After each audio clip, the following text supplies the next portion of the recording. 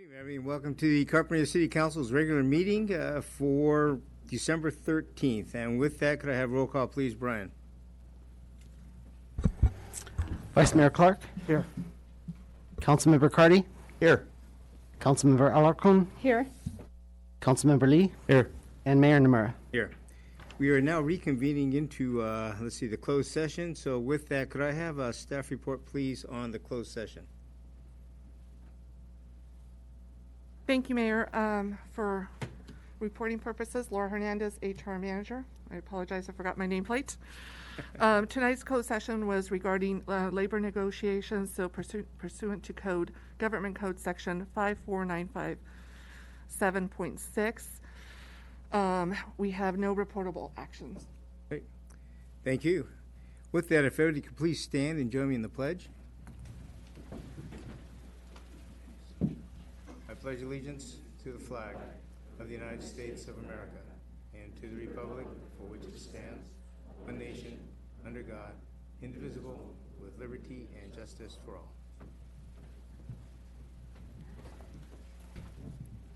Brian, if you wouldn't mind giving us protocols to the meeting, please.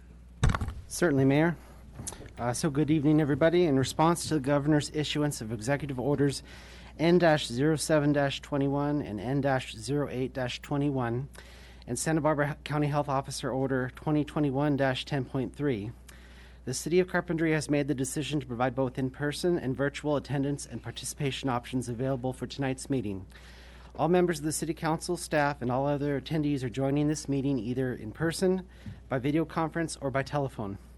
Tonight's meeting is streamed live via the City's website, by virtual broadcast on Government Access Television Channel 21, and via the Zoom platform. To minimize the spread of the COVID-19 virus, the County of Santa Barbara is requiring all individuals to wear face coverings while inside the City Council chambers, regardless of vaccination status. In addressing public comment, I would like to remind everyone that instructions for providing public comment are provided on the agenda for tonight's meeting. The options available to submit public comments or testimony are by either in person, telephone, in writing, or virtually by accessing the Zoom webinar. For the public joining us through the Zoom webinar platform, I would like to request that you use the raise your hand icon to indicate a desire to speak when your item of interest is reached. The mayor, at the appropriate time during your item of interest, will call for public comment, and each speaker will be unmuted to present their testimony. Please note that the city will make every effort to make the meeting accessible virtually. However, if any of the virtual attendance / viewing or public comment options is unavailable due to technological issues, you are invited to take advantage of one of the other participation options outlined in the agenda. And Mayor, that concludes my comments. Thank you, Brian.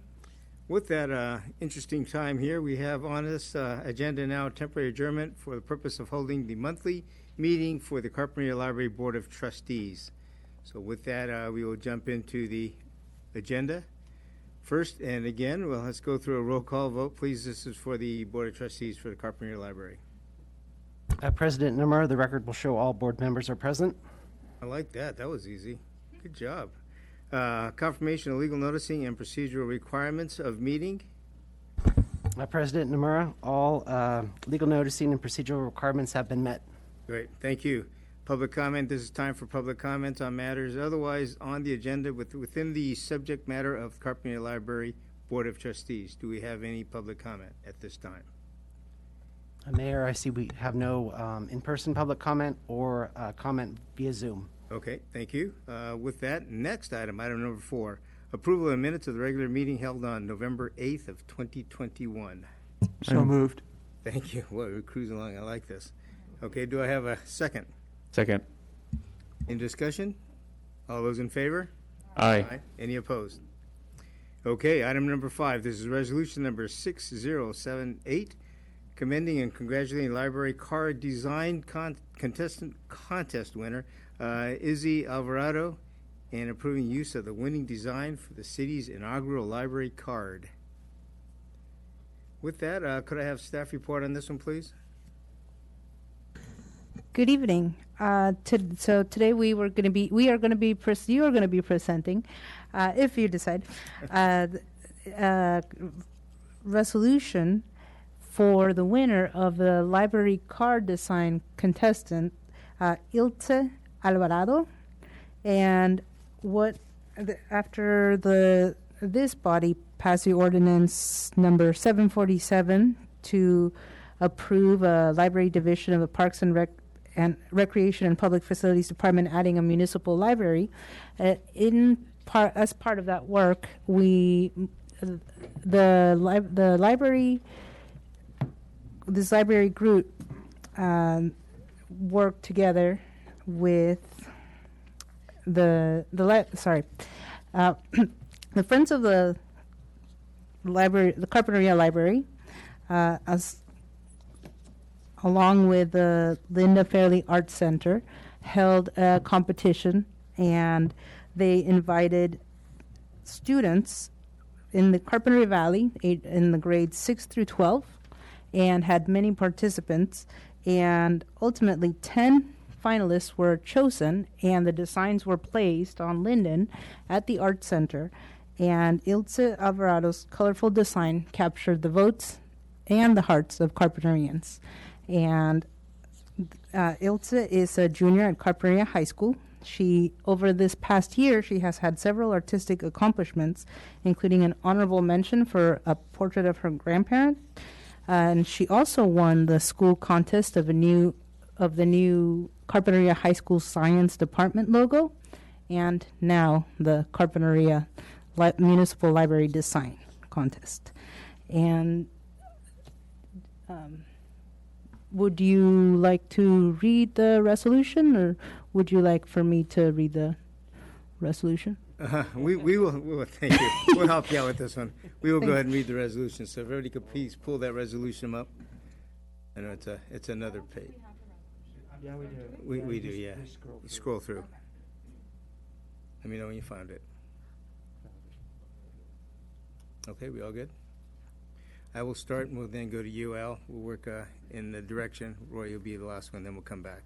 Okay, this is a resolution of City of Carpinteria Library Board of Trustees commending and congratulating Oh, Sorry. Yeah. Go ahead. Okay, this is a resolution of the City of Carpinteria Library Board of Trustees commending and congratulating Ilse Alvarado and approving the winning design for use on the Carpinteria Municipal Library Code, whereas Ordinance 747 was adopted on June 14th, 2021, amending Title II of the Carpinteria Municipal Code by codifying Chapter 2.20, City Departments, adding a new library division to the Parks, Recreation, and Public Facilities Department, and adding Chapter 2.38, Municipal Library, and whereas the City of Carpinteria Municipal Library will begin operations in July 1st, 2021, and whereas the city, in partnership with the Friends of the Carpinteria Library and the Linda Fairley Carpinteria Arts Center, held a library card design contest for students in the Carpinteria Valley, grades 6 through 12, to submit a design, and whereas 10 semi-finalist designs were selected from the many submittals and their art posted in the Art Center front windows during the month of October 2021, allowing local residents to vote their choice for best design, and whereas Itzi Alvarado's design of a flower and monarch butterfly captured the hearts of Carpinterians and was picked to be on the city's first ever municipal library card, and whereas the City of Carpinteria Library Board of Trustees has authority to approve the design for use on the city's library card. Do I keep going, or? yeah, go ahead. Go ahead. now therefore be it resolved as follows. Section 1, the above recitals are true and correct. Section 2, the Library Board of Trustees hereby commends and congratulates Itzi Alvarado as a contest winner and designer of the official City of Carpinteria Municipal Library card. Section 3, the Library Board of Trustees hereby approves Itzi Alvarado's winning design for use on the official City of Carpinteria Library card.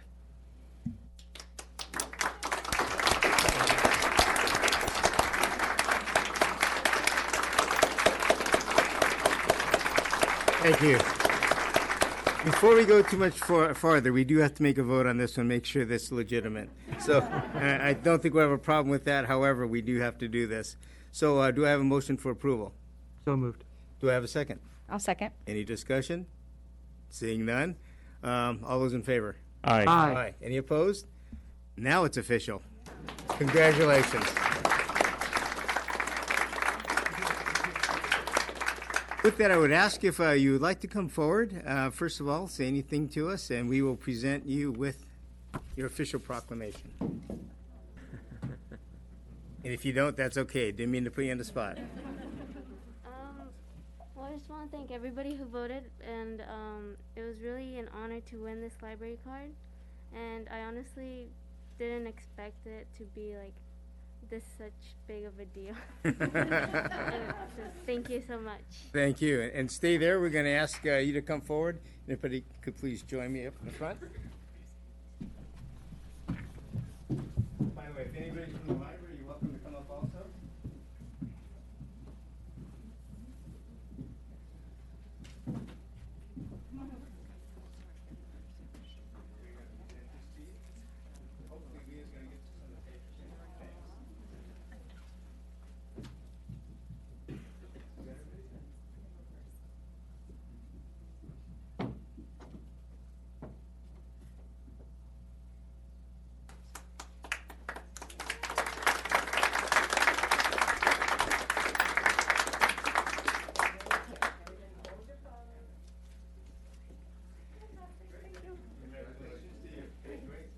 You're going to get to see that eventually, right?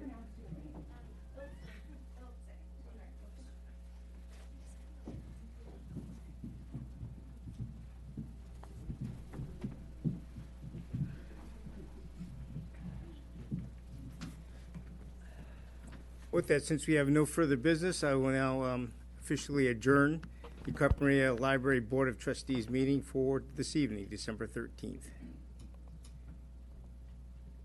And bring it back for to reconvene the regular city council meeting. Mayor, before you get off of this meeting, I think Gabby Edwards from the Friends of the Library may have had a word or two she wanted to say. Perfect. Come on up. Thank you.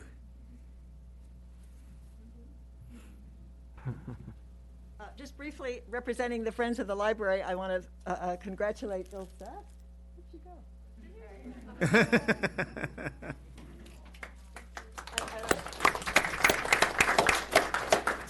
I want to explain to everyone that this is pretty historic. This is the launching, right, of the beginning of a whole new phase in our library's history when it will become an independent municipal library on July 1st.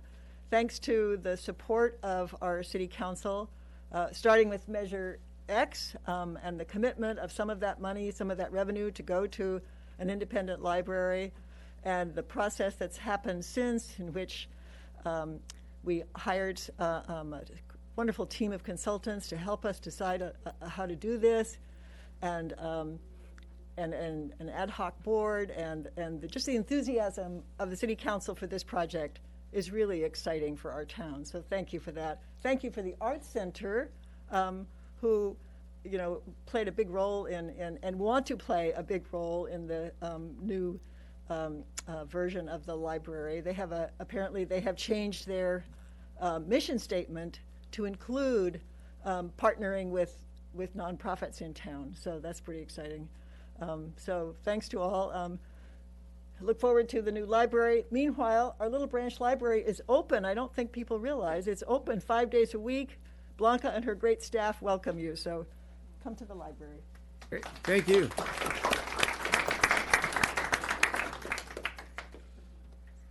Okay, now we will go to introductions, proclamations, and presentations.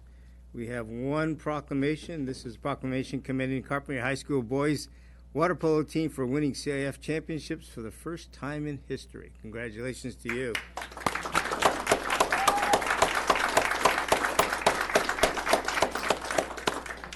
This one comes with a proclamation also.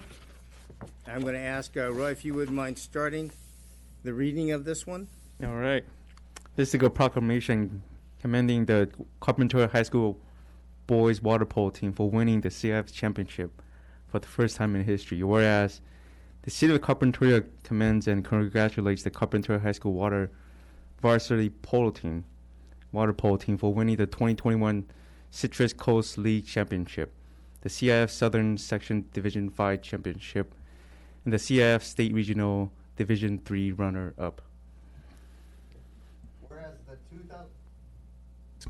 Whereas the 2021 Citrus Coast League champion Warriors entered the CIF Southern Section Division 5 playoffs and advanced by winning the round 2 match against Ramona at the Carpinteria Community Pool, the semifinal match versus Downey at Santa Barbara High School, and the championship final match versus Burbank at Woolette Aquatic Center in Irvine. This is the first CIF SS Boys Water Polo Championship in the school's history. Whereas the Warriors were invited to continue in the CIF State Regional Division 3 tournament and earn 2 more victories against Eagle Rock and San Dieguito Academy, and ultimately earned the first CIF State Regional Runner-Up Trophy in CHS history. All games were played in the Carpinteria Community Pool. Whereas the City of Carpinteria recognizes the Carpinteria High School Warriors boy varsity water polo team and coaches for having demonstrated athletic skill, determination, and sportsmanship, and in the pursuit of their championship season, having conducted themselves in a manner that reflects positively on the entire student body and the faculty of the high school, as well as the community of Carpinteria. Thank you. And with that, at this time, I would like to entertain a motion for approving the proclamation. I move to approve. Do I have a second? Second. We have a motion, we have a second. Any discussion? All those in favor? Aye. Any opposed? Now, therefore, I, Wade Nomura, Mayor, on behalf of the City of Carpinteria, do hereby proclaim and commend the Carpinteria High School Boys Water Polo Team for winning CIF Championship for the first time in history in the City of Carpinteria. I witness, therefore, that I do hereunto set my hand and cause the seal of Carpinteria City to be affixed on the 13th day of December, 2021. With that, congratulations to all of you.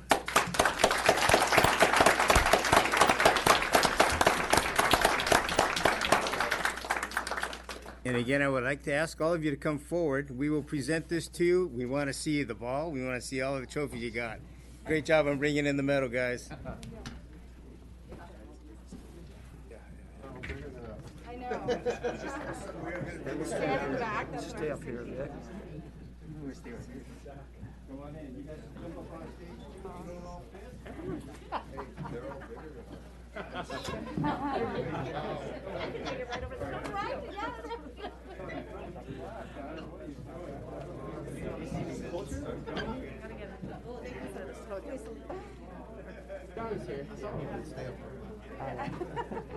Wow. All right. Everybody looking at the camera. Everybody smile. Say champions. Yeah, want to see smiles? Smiling nice. Congratulations. On behalf of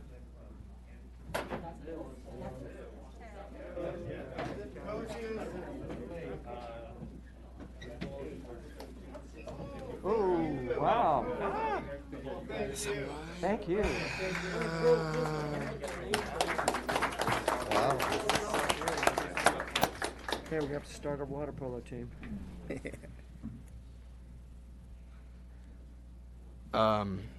I just wanted to thank the coaches, especially Coach Kurt, Coach Jono, and Coach Kim. Without them, they put in a lot of work this season, and they put a lot of time and effort into us.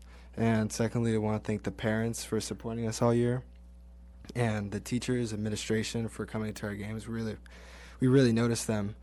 And just talk about the season, the first practice with Coach Kim, we all kind of knew what to expect. He's a winner, and we were trying to run his stuff, and we weren't really doing it too well. And he pulled us to the side, and he said someone had put in the paper that we were going to be CIF contenders, and someone put it, and Coach Kim basically said to us that he doesn't see that at all, and he ended practice early, and he said we have practice tomorrow at 8 a.m.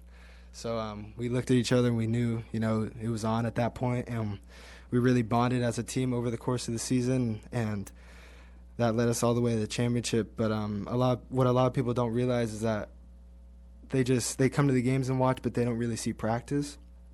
And all the kids, especially the underclassmen, they played a big role in practice and making us better because we needed bodies to go up against every single day. And it's not really about us. It's about the kids that don't really get noticed in the newspaper or get recognized that much. And just going into the championship, we were my dad had won CIF championship with the football team before, and he was telling me that the bond that you have with your friends and everybody that's involved in it, it lasts forever, and you see them in 10 years. You say, like, oh, man, remember that, and I really wanted that. I think this whole team wanted that, and I'm just glad we were able to win. So, yeah, thank you for having us. Great. Congratulations to you.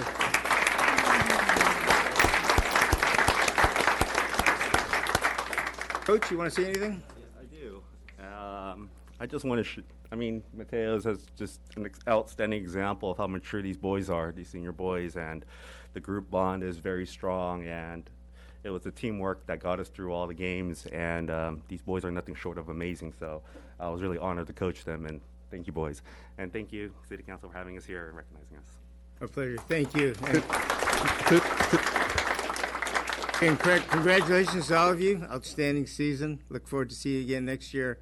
And again, for working as a team, that's amazing, and that's what carpentry is all about. So thank you all. Through the mayor, could I say a couple words? You bet. This is a big deal. You know, you guys are CIF champions. That's pretty awesome.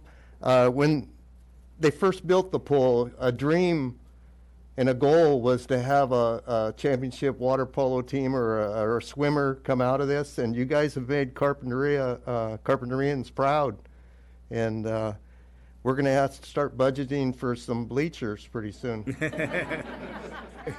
Definitely needed them at the game. Yeah, it was big. Congratulations. Congratulations.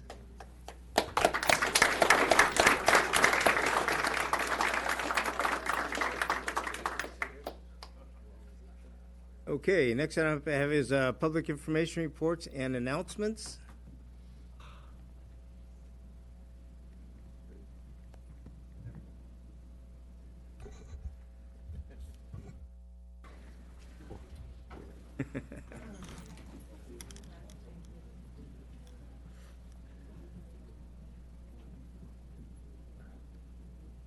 All righty, thank you, Mayor, the City Council, staff, and those present. Just give a brief recap what has occurred since the last City Council meeting, and then the questions that were asked at the last meeting. I have the responses for you, which I believe you have in your packet, but I'll make that public record. That way they know what is going on.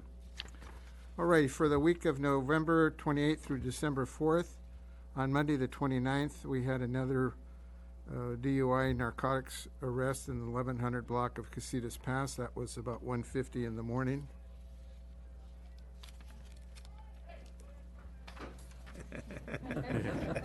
Saturday, December 4th, another DUI on Concha Loma at a little after 9 in the evening. Then excellent observation and arrest. You remember a few weeks ago we had there at one of our local businesses that they broke into the coin operating machines there at the Danny's Car Wash in Delhi. Deputy just happened to be on patrol, and subjects saw him and they began running. They ran in they're on Eugenia, which is basically around the corner, caught up to them and got 4 people. They were responsible for breaking into various coin machines, not only in our city, but in other cities in the area. So excellent observation and arrest by Deputy Ellis, who was recently transferred to our station from the Goleta Patrol Bureau. He was a motor officer for many years up there in Goleta. That gets us to the week of December 5th through December 11th. On 4300 block of Carpentry Avenue, we got a report of a catalytic converter theft in progress. Deputies got there. The suspect vehicle was gone upon arrival, but the victim vehicle in this case happened to be a reported stolen vehicle out of Guadalupe, which ended up down here in Carpinteria. Monday, December 6th, a little before 10, again, 1100 block of Casitas Pass, driving under the influence of drugs, arrest. At, again, a little before 10, about 1:30 in the morning, another one at Sawyer and Linden, another DUI arrest. Wednesday, December 8th, 400 block of Palm, another driving under the influence arrest. And lastly, we had a residential burglary reported in the 4500 block of Carpentry Avenue on Friday, December 10th, just before 11 in the morning. in which cash was taken in that commission of that crime.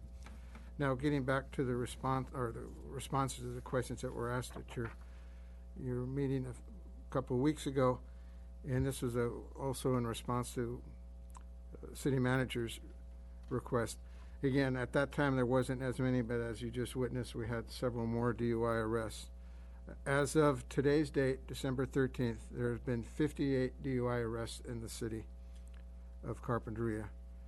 23 of those people have been Carpinteria City residents, 12 Santa Barbara County residents, and 23 from other counties. So you can see that it's pretty widespread. It's not just the locals that are being detected and being taken into custody.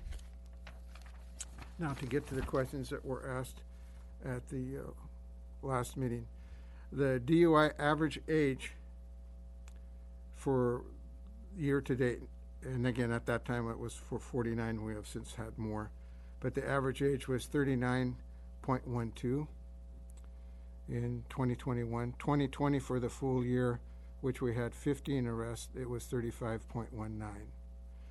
The sex of arrestees, 2021 has been 10 females and 39 males. 2020 it was 2 females and 13 males. Average age by sex, 2021 it was 42.89 for the females and 38.11 for males. 2020 the average age was 36.55 for females and 38.27 for males. And I think that addressed all the questions that were asked in regards to drunk driving. Another question that came up were our traffic collisions on the downtown T corridor. So we took the entire length basically of Carpinteria Avenue and Linden. And this year we have had 19 reported collisions in the geographical area.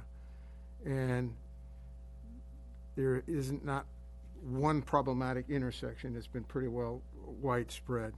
So to say that we've got a problematic intersection, the data just doesn't say that. So it's all over the place, shall we say.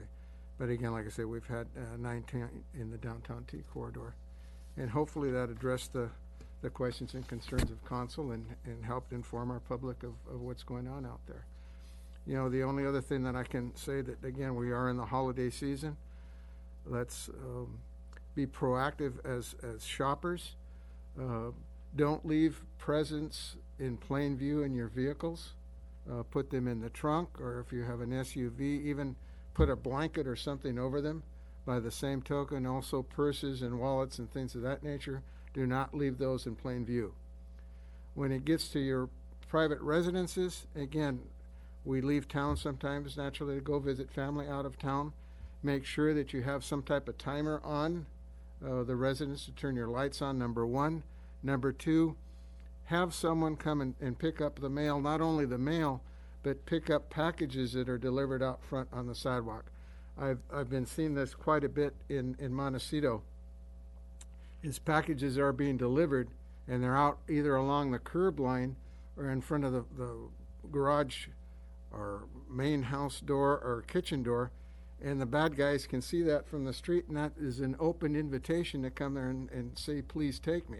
So again, get somebody to put those packages in for you, or at least take them home and then return them when you get there. But again, you know, let's take a little bit of initiative on ourselves to not make us more victims. We've got to be a little bit more proactive. So that's what I recommend. I'll be doing an article which hopefully the Coastal View will put in, and hopefully Montecito Journal and things of that nature on tips during this time of the year, and also again with vacations, people going on their winter break, shall we say. So again, any questions from council? Yeah. Thank you for your report. I mean, I don't want to beat a dead horse, but since it is a holiday season and we've had so many DUIs, what's the result of that? What can we tell the public? Is it people are hitting the bottle more, or what's the answer to more DUIs? You know, to be honest with you, I just think it's unfortunately it's between COVID and the downturn in the economics. I don't think you can put your finger on any one thing. I think it's just a combination of many, many things and all the societal things that are going on right now that are causing people, unfortunately, to use that avenue for them that they think they're escaping. And what they're doing, they're causing not only more danger to themselves, but to everyone else when they take the, call a friend, call a taxi. There's no reason in today's society, and now everybody has a cell phone, that they should be calling and asking for a ride. To put their lives in jeopardy and other lives in jeopardy is just not worth it. And they say the average cost for your first DUI between your courts and insurance and everything else, it can be anywhere between $5,000 and $10,000 hit. It just already people are suffering economically, and they don't need that added burden. So again, drink, but drink responsibly and have somebody take care of you and chauffeur you, shall we say. Thank you. The old saying of having a designated driver, it's because even now it's Christmas time, people want to have office parties and things of that nature. That's fine and dandy, but have a designated driver who is going to take care of that group. We've got to think smarter here. Thank you. Thank you, sir. Thank you. Any other questions or comments? Butch, I got one quick one for you, if you wouldn't mind. That Sure. Precautionary list you're saying you're going to put up and put together, if you could get it to us soon, Leah could probably put that one in our newsletter also. It's coming out in a few days. Sounds good. That'd be great. Thank you. Yeah, I'll try to get that done in the next couple of days. Perfect. Thank you. Thank you. Okay. Any other public information reports? Seeing none, go to the city manager's report. Oh, thank you, Mayor. Good evening. Good evening, council members. I'll use my time this evening to introduce our newest employee, Michael Ramirez, Assistant City Manager, sitting to my left. We'd like to welcome him. He comes to us from the city of Moore Park, where he served as a supervisor in the recreation department there. He's got over 22 years of public sector experience and a master's in public administration from Cal Lutheran and an undergraduate degree from Cal State Northridge. So please help me welcome Michael Ramirez, who will have a few things to say. Great. Thank you.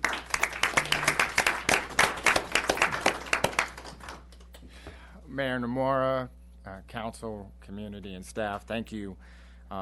First, I just want to thank Dave and Laura and Teresa in our HR department, the community panel, and the staff that were all a part of that hiring process. It was a invigorating process, amazing to go through. It's great to start off like that. You learn a lot about where you're trying to work by how they decide whether they want you or not.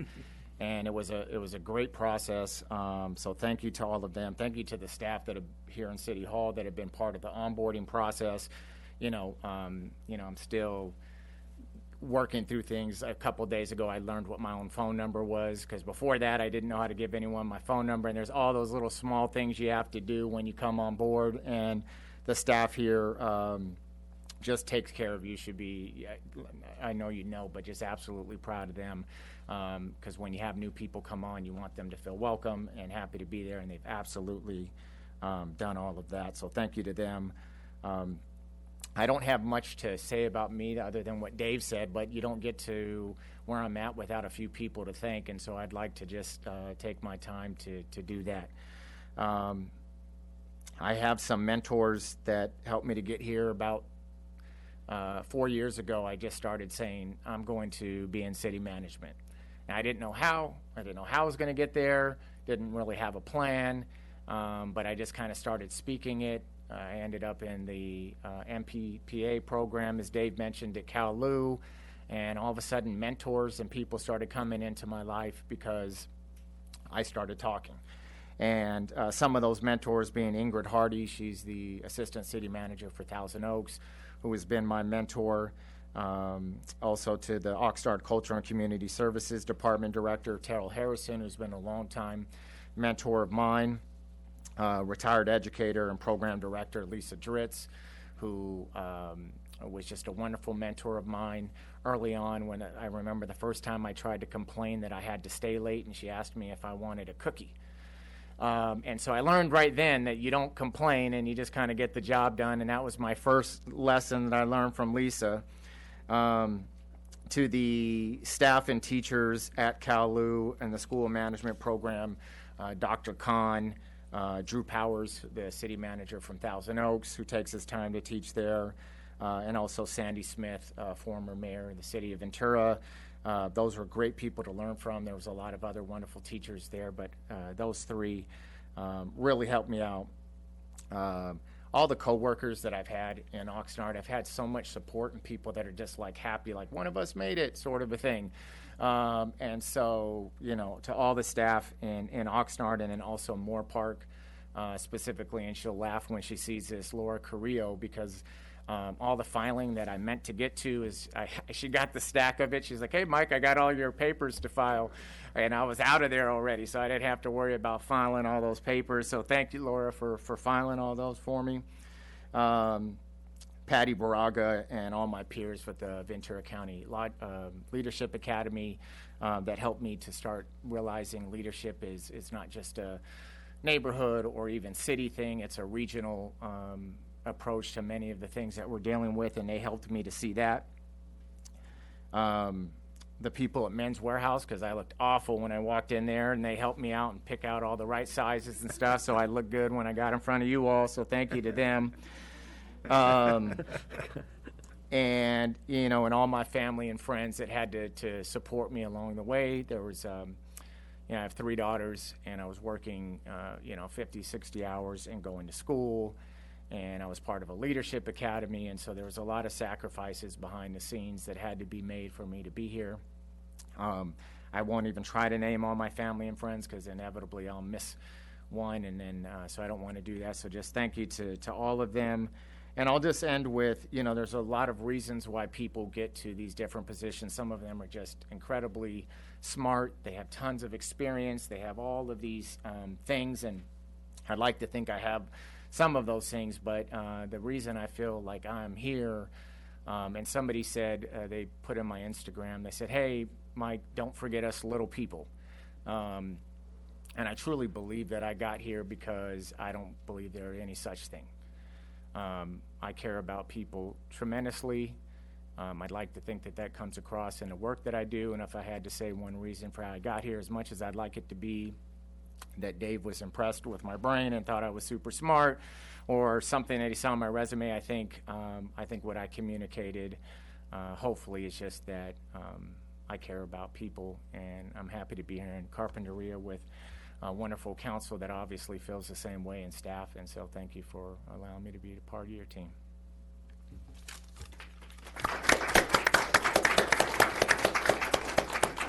Michael, thank you for that, and thanks for accepting. Hopefully, Mayor Janice Parvin's still going to be talking to me, but we're glad we got you. Thank you. Through the mayor. Yes. I just say a few words? Welcome, Michael, and we're glad you're here. And I already have a strong sense you're a good fit. Great. All right, thank you. Dave, anything else there?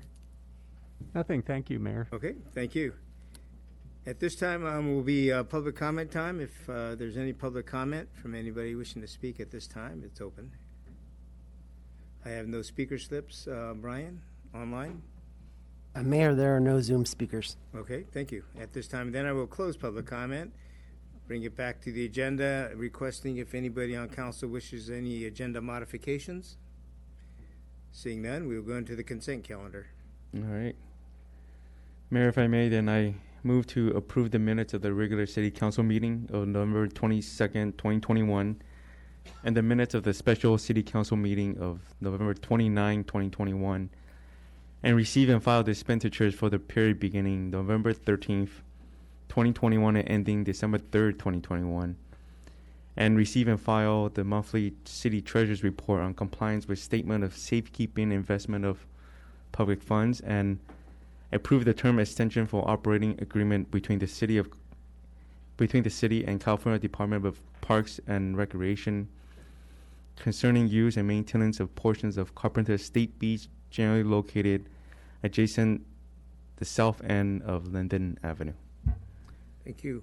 I have a motion. Do I have a second? Second. We have a motion and a second. Any discussion? Seeing none. Brian, roll call vote, please. Vice Mayor Clark? Aye. Councilmember Cardy? Aye. Councilmember Alarcon, Aye. Councilmember Lee, Aye. and Mayor Nomura. Aye. Thank you. We will now move into administrative matters, starting with item number 7. This is amendment number 2 to agreement with West Coast Arborists Incorporated for a 1-year term extension and increase in related costs provide tree maintenance service. With that, could I have staff report, please? Yes, thank you, Mr. Mayor. Good evening, council members. What is before you is the second amendment to the agreement with West Coast Arborists on tree maintenance services. Just a quick background of how we came to the second amendment here. On November 23, 2015, the City Council approved a 5-year term of that agreement with West Coast Arborists. And the first amendment was approved by your City Council last year again, November 23, 2020. And this year, the agreement is up for extension should the City Council approve that. The second amendment is as part of the 5-year initial term of the agreement, the City Council or the city has an option of exercising 3 terms, 3 1-year terms. So West Coast Arborists has requested for the second term of the 3-year, 1-year term to be extended. So before you, as part of your staff report, is West Coast Arborists' proposed fee schedule or rate schedule of the various services that they provide. Not only trimming and pruning, but West Coast Arborists also provides tree planting as well as arborist services. In regards to any fiscal year impact, this fiscal year's budget already includes allocation from Measure A funds to sufficiently cover Amendment number 2. In addition to the Measure A funds, there's also $150,000 of Measure X funds in the adopted fiscal year budget. And with that, that concludes my presentation. Thank you. You have any questions of staff? Okay, seeing none, I will now open this up for public comment. Anybody wishing to speak at this time? See nobody in public. Brian? Mayor, there are no Zoom speakers. Okay, I will close public comment and bring it back to the council. Anybody wishing to take action on this item? Yes, Your Honor, if you're ready for a motion, I would move to authorize the city manager to execute amendment number 2 of the agreement with West Coast Arborists, Inc. for a 1-year term extension to provide tree management services in the amount not to exceed $144,577 for a total amended agreement amount of $648,179. Thank you. Do I have a second to that? I will second. Thank you. We have a motion and a second. Any discussion? Questions? Seeing none. Brian, roll call vote, please. Vice Mayor Clark, Aye. Councilmember Cardy, Aye. Councilmember Alarcon, Aye. Councilmember Lee, Aye. and Mayor Nomura. Aye. Thank you. We will now move to item number 8. This is scheduling a special meeting for the City Council for consideration of an annual work plan. And with that, could I have staff report, please? Thank you, Mayor. Each year, as your council's aware, you meet in this room in a public meeting to consider the annual work plan. It's one of several very important documents for the city, along with the budget, perhaps kind of the number 2 important document and meeting that the council holds. So it's an opportunity for the public to provide input on the work that the city will undertake annually. We hope folks will take the opportunity to read the draft work plan that will be made available to the public a week in advance of the meeting. The meeting is proposed to be held Saturday, January 22nd, in the morning from 8 to 12. And it's not a meeting that is provided through Zoom or on television, so it's an in-person only meeting. So we hope folks will come here or in writing provide us their input on the work plan. It's also a plan that implements some of the strategic issues facing the city. So there's a review of identified strategic issues. These are longer term issues that require unique or discrete resource commitments, staff and money in order to address over a longer period of time. And these work plan items intend to address those long-term strategic issues in some fashion. And so we review in this annual work plan the strategic issues and then make that connection between as goals and objectives, the work plan items. So for the purpose of stimulating strategic thinking, we provide, attached to this staff report, a little strategic issues survey, and it's in the form of a traditional SWOT analysis in part, to look at the city's strengths, weaknesses, opportunities, and threats, and to have your council individually provide comments and suggestions along those lines. That will be then made public prior to the meeting and attached to the staff report for the annual work plan meeting.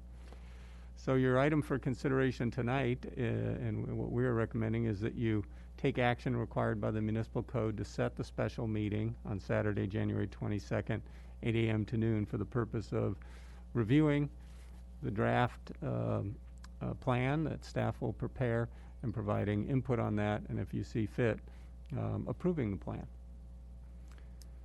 That concludes my report, Mayor. Great. Thanks, Dave. Any questions of staff? Okay, seeing none. Again, checking on public comment. Anybody wishing to speak on this item? Seeing none here online. Mayor, there is no public comment. Okay, thank you. I will then close public comment and bring it back to the council. Anybody wishing to take action on this item? I move to schedule a special city council meeting for consideration of the annual work plan, 8 a.m. to approximately noon, Saturday, January 22nd, 2022. Thank you. I have a motion. Do I have a second? Second. We have a motion and a second. Any discussion?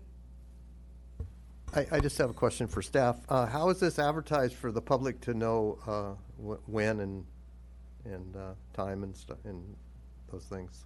Thank you, Councilmember Cardy, for that question. We advertise in the paper, so we take out a display ad in the Coastal View News to let people know about it. We'll also push it out through our social media channels and our city newsletter that this opportunity is coming up for the council.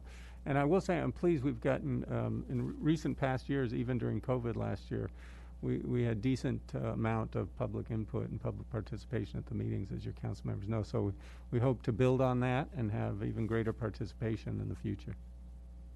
Thanks, Dave. Great. Any other discussion? Seeing none. Brian, roll call vote, please. Vice Mayor Clark? Aye. Councilmember Cardy? Aye. Councilmember Alarcon? Aye. Councilmember Lee? Aye. And Mayor Nomura. Aye. We are now moving into public hearing items, starting with item number 9. This is City Council's district mapping, second pre-map hearing. With that, I'll start with staff report, please.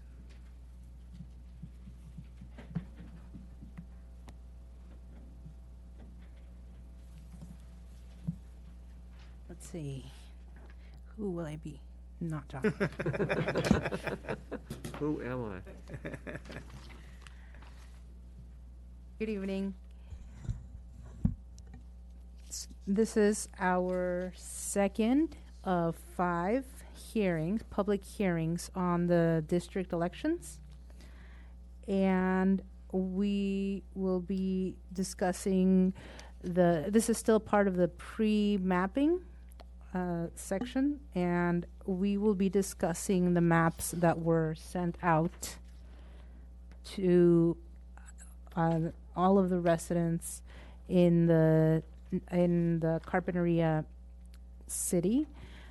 Some, well, I'll get to that later, but yes, so all of the residents in the city of Carpinteria limits. Dave and I are gonna, city manager Derflinger and I are gonna break it up into parts, and then we will be hearing an update from our consultants as well, and we'll be discussing some of the frequently asked questions that we have received.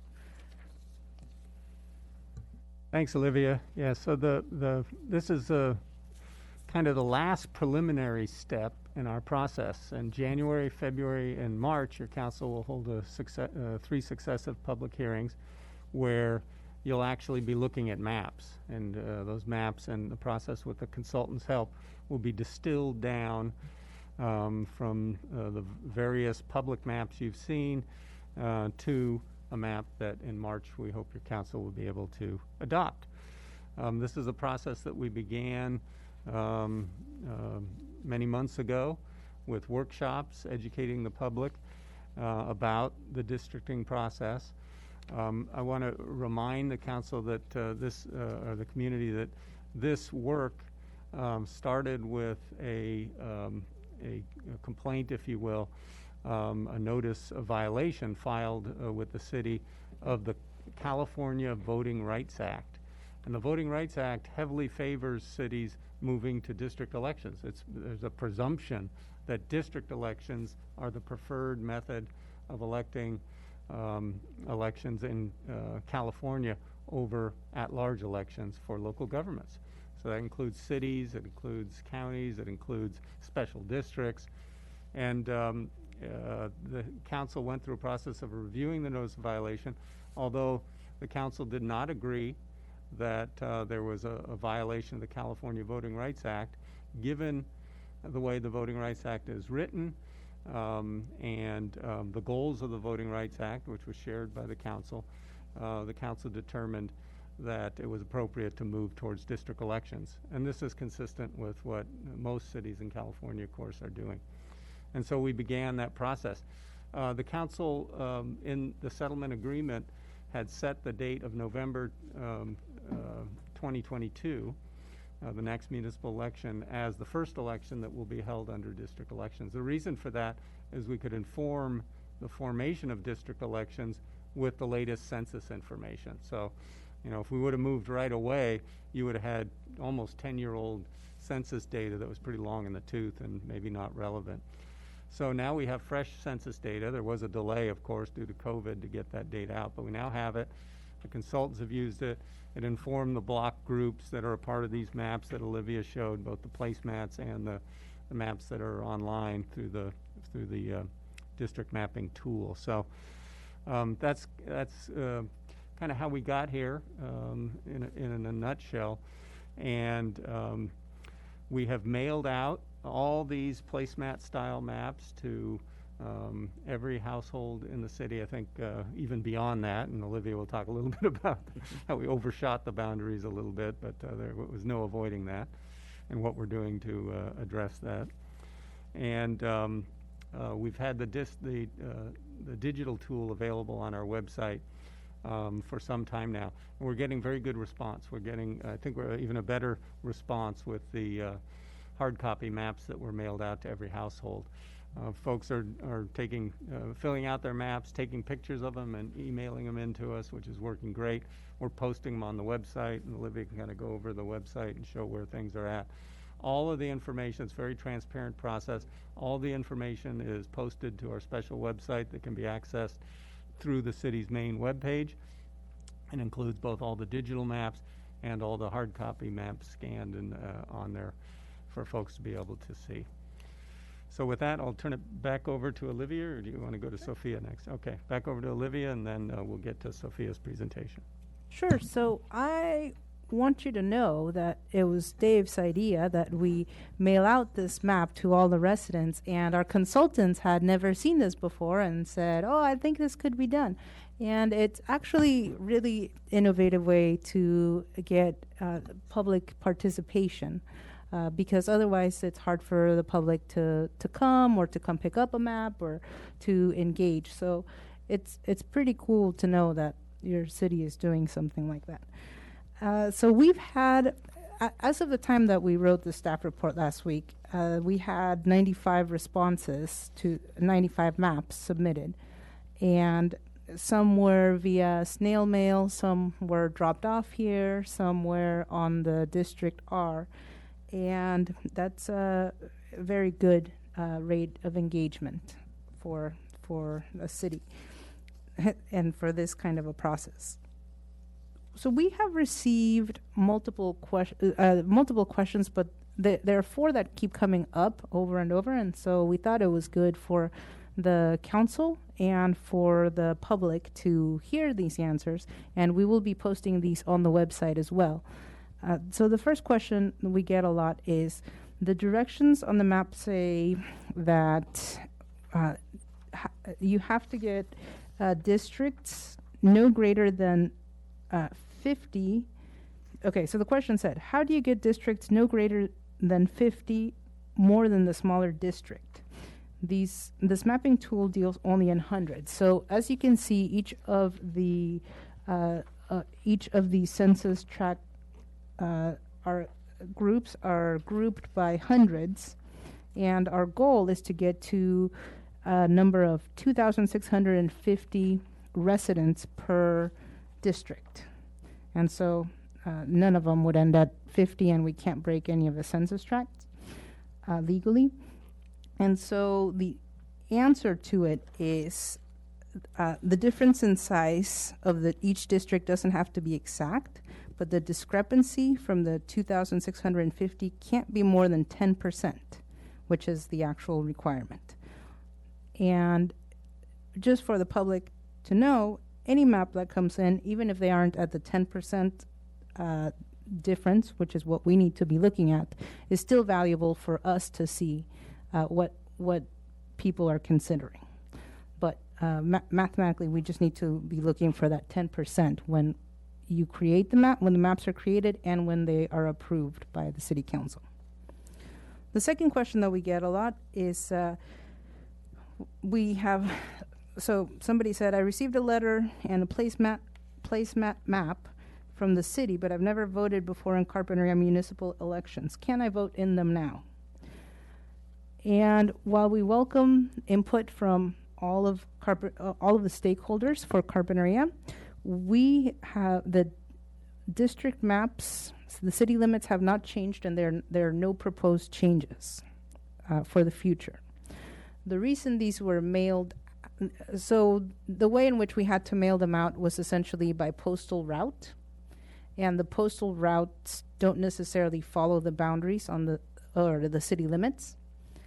And so some of these, if you see the map, they go off onto these little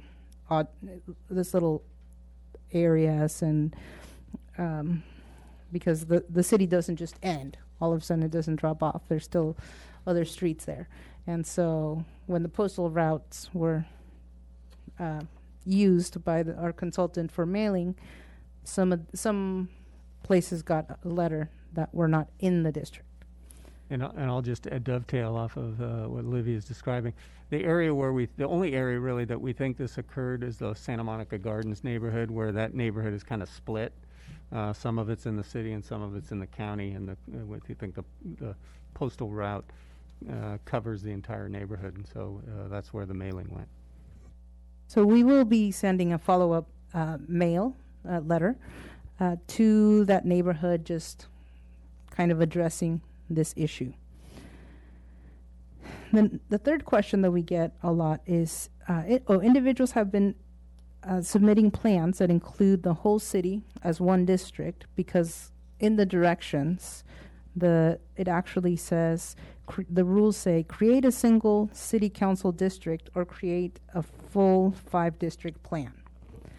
So, from an English perspective, yes, that is correct. You could create one that's the whole thing, but the goal is really to get 5 districts, or you could do your own district if that's the one that you're interested in, or the one where your business is in, or you can do the one where your business is in and the one where your kids go to school, if that's 2 of them and that's the only ones you care about. So you could do 1, 2, 3, 4, or 5, but the goal is to get 5 districts total. And they all have to comply with the rules.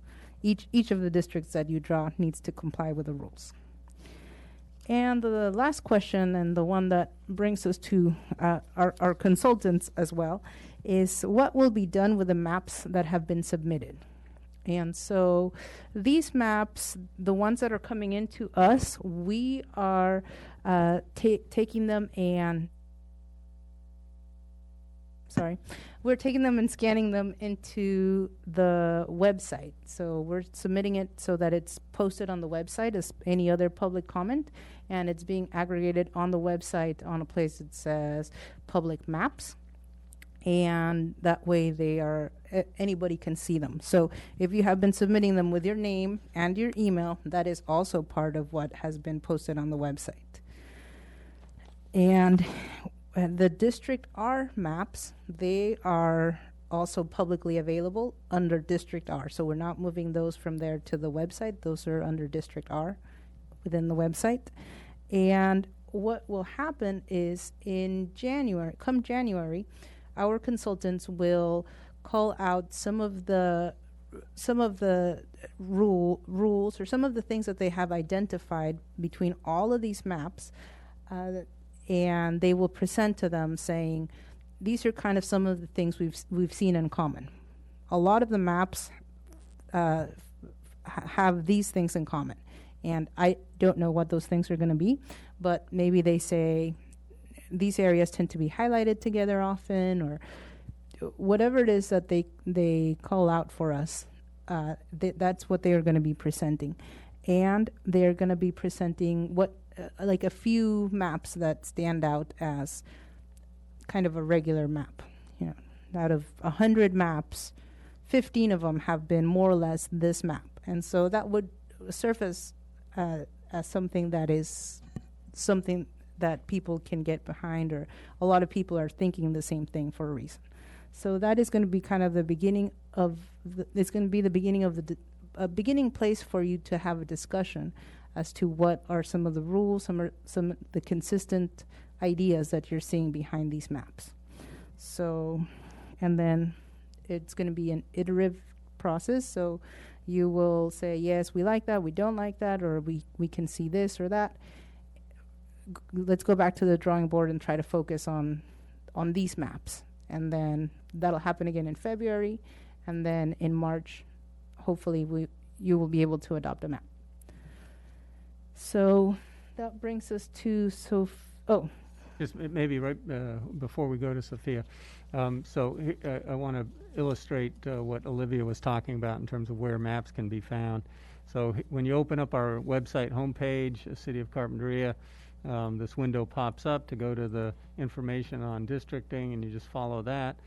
And there's two areas. If you go to the process mapping tools, that's where you'll find the digital mapping tool, which has the archive of the digital maps that have been filed, and they can be found right here under the digital mapping tool.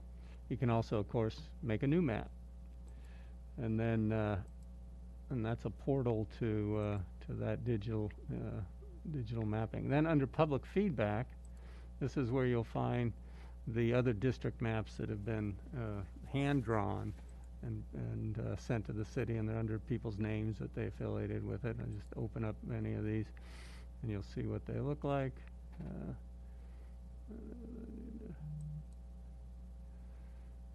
And this person was very neat.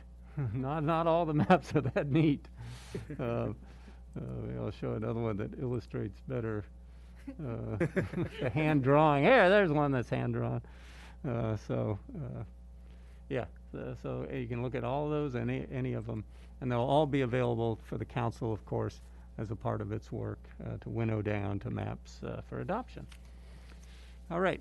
With that, Olivia, if it's okay, Mayor, we'll go to our consultant. Sophia is here from Redistricting Partners. Hi, good evening, everyone. Are you able to hear me? Little soft. Little soft. It's a little soft. Okay, I can try to get closer to my microphone. Okay. Is that better? A little bit better. We're trying to bump it up on our side too. Okay. Yeah, I have like a specific mic, so hopefully that's helping. We can make sure that that's the one that I'm on. Oh, does that help? I think we're okay with that. Everybody else, you fine with that? Works? We'll work on the sound on our end, but go ahead and get started there, Sophia. Mayor. Yes. Brian should turn that so the public can see that one. Okay, I think I changed mics. I think Yeah. you should be able to hear me. That's good. Thank you. Okay, wonderful. Okay, so I'm going to share my screen with you all. That background was really wonderful for staff. We haven't seen or heard a city mail out placemats to everyone, so we just think that's fantastic. Can you hear me? Yes, go ahead. Sorry. Oh, okay. Are you sharing the presentation, or that's we my see screen? a screen PowerPoint. Okay, perfect. Yes, that's mine. Okay. So hi, everyone. Welcome. Good evening. My name is Sophia Garcia. I'm the GS and Outreach Director with Redistricting Partners.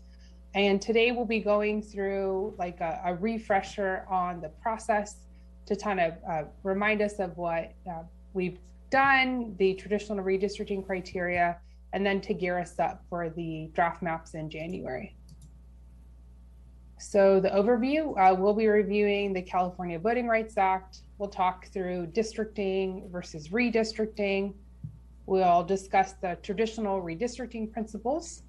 We'll also talk about the population and composition of your city to sort of see the groundwork of where we're at right now, and then talk through a bit of the mapping of and how the public can be involved, though we've already had such a wonderful in-depth presentation from your staff. So we're just going to add a little bit on top of that, but again, wonderful FAQ and reviewing of the placemat and districtor.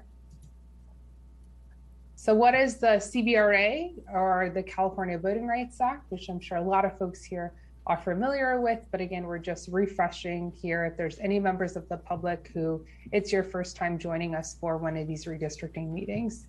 So the California Voting Rights Act is a state law that prohibits the use of at-large election systems in local government if there is racially polarized voting. So we want to define two things. So at-large is defined as anything other than a system in which an elected official lives in a district and is only elected by members of that particular district. So of course we know the city is currently at large and we're moving to that districted system. Racially polarized voting, or RPV, is determined through an analysis which quantifies the amount of voting which can be shown to be correlated to race. Again, the city has gone through this process and is currently moving from the at-large to the districted process.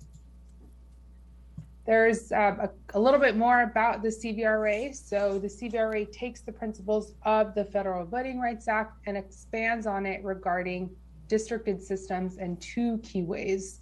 One of them is while federal law uses majority-minority as the standard for districts for vulnerability, the CVRA only requires the ability to influence. So it is that difference there between the federal and our state law.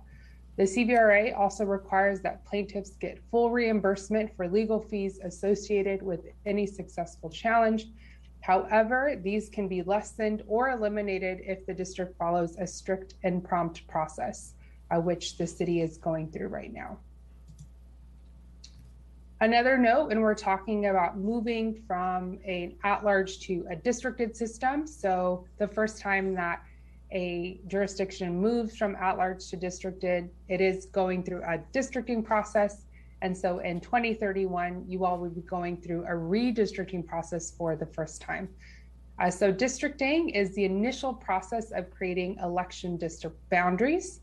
There's a couple of things that they do determine. So these determine who is eligible to run for office.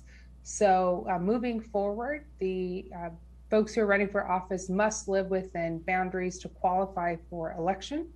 And it also determines who is eligible to vote for whom. So who votes in the election? So only voters within the district can vote for their new council member. So that is going to determine eligibility to run and also who's able to vote in this new district or council.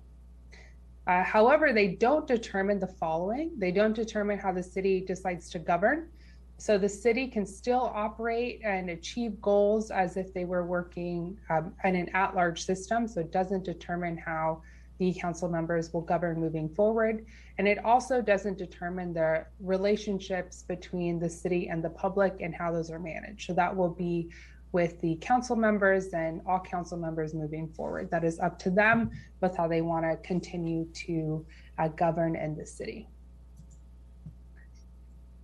So redistricting is the process of adjusting district lines every 10 years after the release of the US Census. So again, you will be going through a redistricting process for the first time in 10 years. So after we get the 2030 census.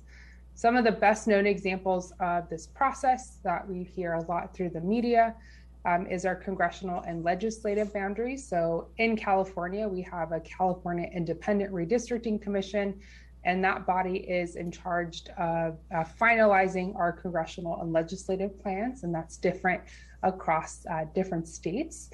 And we also know that for this process in the past 10 years, there's been an extremely polarized process. There's been a lot of high-profile Supreme Court cases and decisions, but this has also mean that there is a lot more involvement in this process. So we've already seen through the staff report, the amount of responses that the city of Carpinteria has received. So there is more folks who are being engaged in this process, which we think is a really wonderful thing now that folks are having their eye more on the process. The traditional redistricting principles or criteria are the principles that we utilize when we will be giving you any draft maps. It's the principles and criteria that we will use when we're reviewing any of the public plans. And then the final plan will also follow these criteria. These criteria are here to help a district from prevent a district from becoming a gerrymander. And these are also a number of criteria that have been upheld by courts nationally, and they're also a ranked criteria order. So there's a lot in here that we're going to have to look at and follow. And there's quite a bit of weight given to the first criteria, which is to create districts of a relatively equal size. So in that, again, your staff member talked a bit about that with that 10% total plan deviation. So the districts, you're not bound to create districts of exactly perfect equal size. You have some room where you're allowed to have some districts that are a little bit underpopulated or overpopulated, but you must be within what's called a 10% total plan deviation. So we're going to see those, and we'll discuss the total plan deviations when we come back in January with your draft maps. Another portion of this first criteria is when we're talking about the data, we're talking about people, not citizens. So we're talking about that total population number. So everyone who filled out the 2020 census on April 1, 2020, that's the count that we're looking at. We're not looking at citizenship. When we also talk about this criteria and data, we're synonymously talking about census geography. So what was mentioned again with the placemats is that our basis will be census blocks, which is the smallest unit of geography that the Census Bureau releases its data from. And we know in California, there's a lot of folks who are familiar with the census geography that is called census tracts. And that's the geography that the state used when they were doing their 2020 outreach. So the census block is our smallest unit of geography, and you'll be able to create a district or a community of interest map on Districtr using your census block geography. And then we also have census block groups, which is the second largest geography, and then census tracts, which is the larger one. So again, there's quite a bit of weight in that first criteria and quite a bit to look at. After we look at that criteria, we look at contiguity or districts that are contiguous. So what this means is that we won't be hopping or jumping over a geography. So all the districts must be geographically contiguous. There would be an instance where we wouldn't have districts that would be non-contiguous would be if there were any unincorporated areas or islands that were a part of the city boundaries or limits. Maintaining communities of interest is a really high criteria and concept, especially in this redistricting cycle. It's placed at a really high importance. And again, we've received quite a bit of input, and we'll be looking at all of those as we move forward to produce the draft maps. Communities of interest, or what could be referred to as COIs, is placing the understanding that residents of the city of Carpinteria are experts of their community, and we want to listen and see how they would like to see their city and their districts. The next criteria is the ability to follow other government lines. So this gives the city the ability to look at additional government data, such as school districts or unincorporated areas of the county, or renters or homeowners, any other additional census data or city data or county data. We have that ability to look at it in this process. And the final criteria is to look at districts that are compact, and compactness can appear in two different ways. The first way is districts with shapes that we're familiar with, and the second one is with function. So we just want to note that if there are any maps out there that may appear to have a district that looks like a funny shape, that in itself doesn't necessarily mean it's been gerrymandered. Again, there's another, it's lower on the list of criteria, and there's a lot of other things we have to look at. So again, we're looking at these in a ranked order and reviewing them for all of the plans. There's additional rules and criteria that are Carpinteria has adopted to follow. So the Fair Maps Act is a California law that is there for cities and counties. The city of Carpinteria isn't necessarily mandated to fully follow the Fair Maps Act, again, because you're under a CVRA conversion. However, we see the Fair Maps Act as a new industry best practice and standard. And so the city is following some of these rules. So the first one that they're looking at is that to conduct outreach and have that really be based with community-based organizations. And we saw that during the community workshops that were held, and those were held hybrid, where folks were allowed to come in person and virtually. And so they really placed an emphasis on outreach. The other one is to hold a set minimum number of hearings to encourage engagement. Again, we had those public hearings, and now we're in the phase where we're working directly with the council. And so there's a set number of minimum hearings of 5. And so again, we're in the second one of the 5. The other one is to post all redistricting content on a specific city webpage to uphold transparency. And then also the mandate is there to have this website be up and available for 10 years. And so that gives the public the opportunity to look at redistricting. If anyone is wanting to gear up for the 2031 process, you can go ahead and look at this, because that will be a site that is maintained, again, by the city for 10 years. So because you have your city that's at large, this is the geography that we have, and the data breakdown looks like this. So every draft map that you will have an overview page of the plan, a data specific page, and then district-based pages. So on the database page, we're going to show you the 2020 census, and then you'll also be able to look at the American Community Survey citizen voting age population data. And that's the data set that we would utilize to look at specific racial data.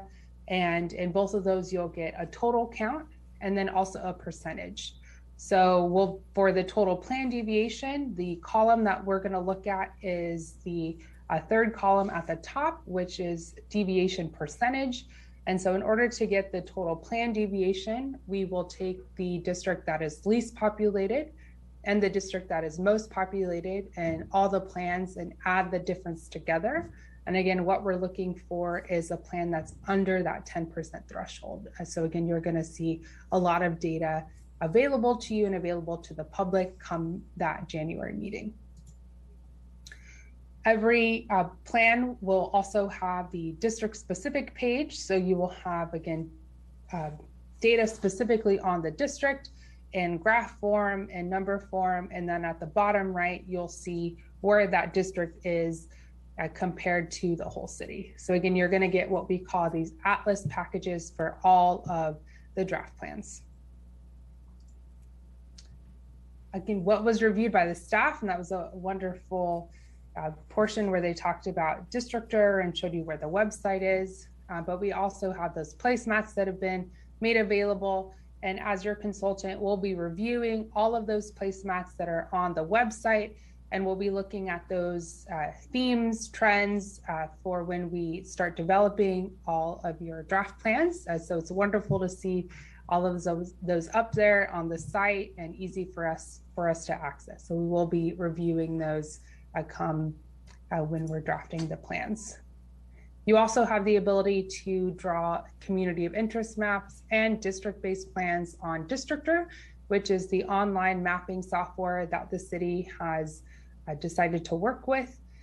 We want to thank staff for working with us to make sure that Districtr made all the necessary changes. There was a portion of time where we had only the ability to draw 3 council members and not 5. So again, we want to thank your staff for working with us to make sure Districtr made that change. So that is there. It is updated with the ability to draw 5 districts with your 2020 population data. And so we will also be reviewing these plans when we look at the draft maps and presenting back to you themes and any plans that you would like us to look at further. When we're reviewing the plans, there may be some that are slightly out of deviation, or maybe there's a portion that is non-contiguous. And so we can uplift those and modify any of the district-based plans, but we'll wait for city council direction in order to do that. So next steps in looking towards January and looking towards continuing this process. In January, draft maps will be presented after Redistricting Partners analyzes all of the community of interest feedback and also analyzes all of the maps received via paper map or online on Districtr. These maps are the first maps, and as was mentioned, this is an iterative process that will allow for additional comments and feedbacks. We will also get these drafts to you before the meeting to allow for the council and the public ample time to review them, look at them, and come ready to give your feedback. As is noted, they are draft plans, so they are not the final plans, and we will be coming in January looking for additional comments, additional amendments, the direction to draft a new plan, the direction to uplift a public plan. So we will come ready to write down all of your notes that you have. In February, we'll have the second draft map hearing. We'll incorporate all of the feedback that we hear from the January hearing. Again, that will be a draft map hearing. And then in March will be the final plan hearing where the council will vote on the final map. And for the final map, that map will have to be available and up ready for the public to review.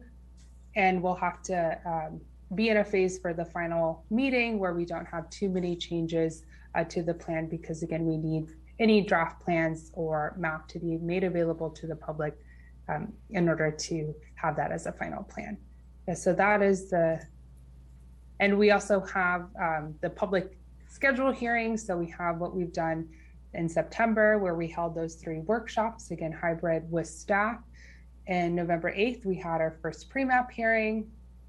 This evening, December 13th, we have our second pre-map hearing. And then we're working with staff to make sure we have the dates for January, February, and March.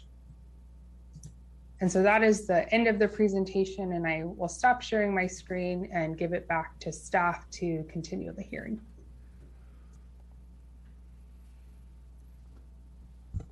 Thank you, Sophia. That concludes our presentation, and we're available to answer any questions. Thank you. Any questions? Okay, no questions. Good. Do have one out of curiosity. The local residents, Josiah Sandoval and Frank Gonzalez, the plaintiffs, they were responsible for notifying us of the violation of the California Rights Act. They should be, but are they involved with the mapping process? If they've submitted a public map, then that they could be a part of the process that way, but we don't have any direct communication with the plaintiffs. But I will pass it to staff if they have any additional comments to that. Okay, thank you. Any other questions or comments? Okay, seeing none, I will now open it up for public comment. Anybody wishes to speak on this item? I have no speaker slips. Brian, online? We do have one, Mike Wondolowski. Mike, go ahead and speak. All right, thanks, Brian. This is Mike Wondolowski, and I just want to say I think it was a great idea to mail out the placemat maps to all city residents, and the large number of maps returned validates how valuable it was for engaging more of the public. When I reported to the city that non-city residents in Santa Monica Gardens received these maps on November 28th, I expressed concern that the mailing could cause confusion and potentially disenfranchisement of recipients who think it means they're in the city, but later find out they're not allowed to vote in city elections since they're indeed outside the city limit. That concern is still active as of this moment. It's good that staff reported that a follow-up mailing is planned to these non-city residents who received the mailing, but I encourage the city to make it a priority to get that mailing out as soon as possible. Alternatively, it might be simpler to just print the letter and hand deliver it to the doorsteps of the relevant addresses. I've dropped block party invitations and other flyers throughout my neighborhood, and I finished it up in an hour or two. It just isn't very many houses, especially if you limit to the area outside the city limit. That might be less staff time using than coordinating a mailing.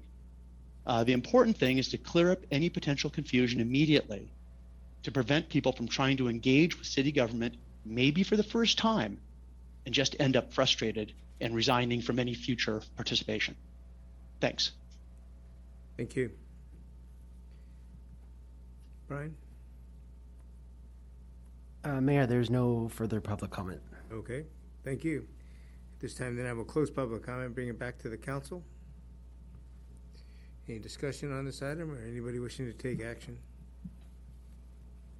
All right, and I move to receive and file the presentation and public comments received to date. Thank you. I have a motion. Do I have a second? I will second. Okay, we have a motion and a second. Any discussion? Can I ask staff a question while this is still? Sure. Yeah. They talked about, Sophia talked about all the different mapping criteria. Does the demographics play any role in this? I mean, that's what we were sued about. I think maybe I'll let Sophia respond to how the tool takes demographics into effect. I know the placemat doesn't have that information on there, but the District R mapping tool allows calculation of race and other demographics. And as I think Olivia indicated, when those maps come to you with analysis, it'll include that analysis so you can see how that plays into the district. I think that was sort of the basis of my question, is the difference between the placemats and the District R maps.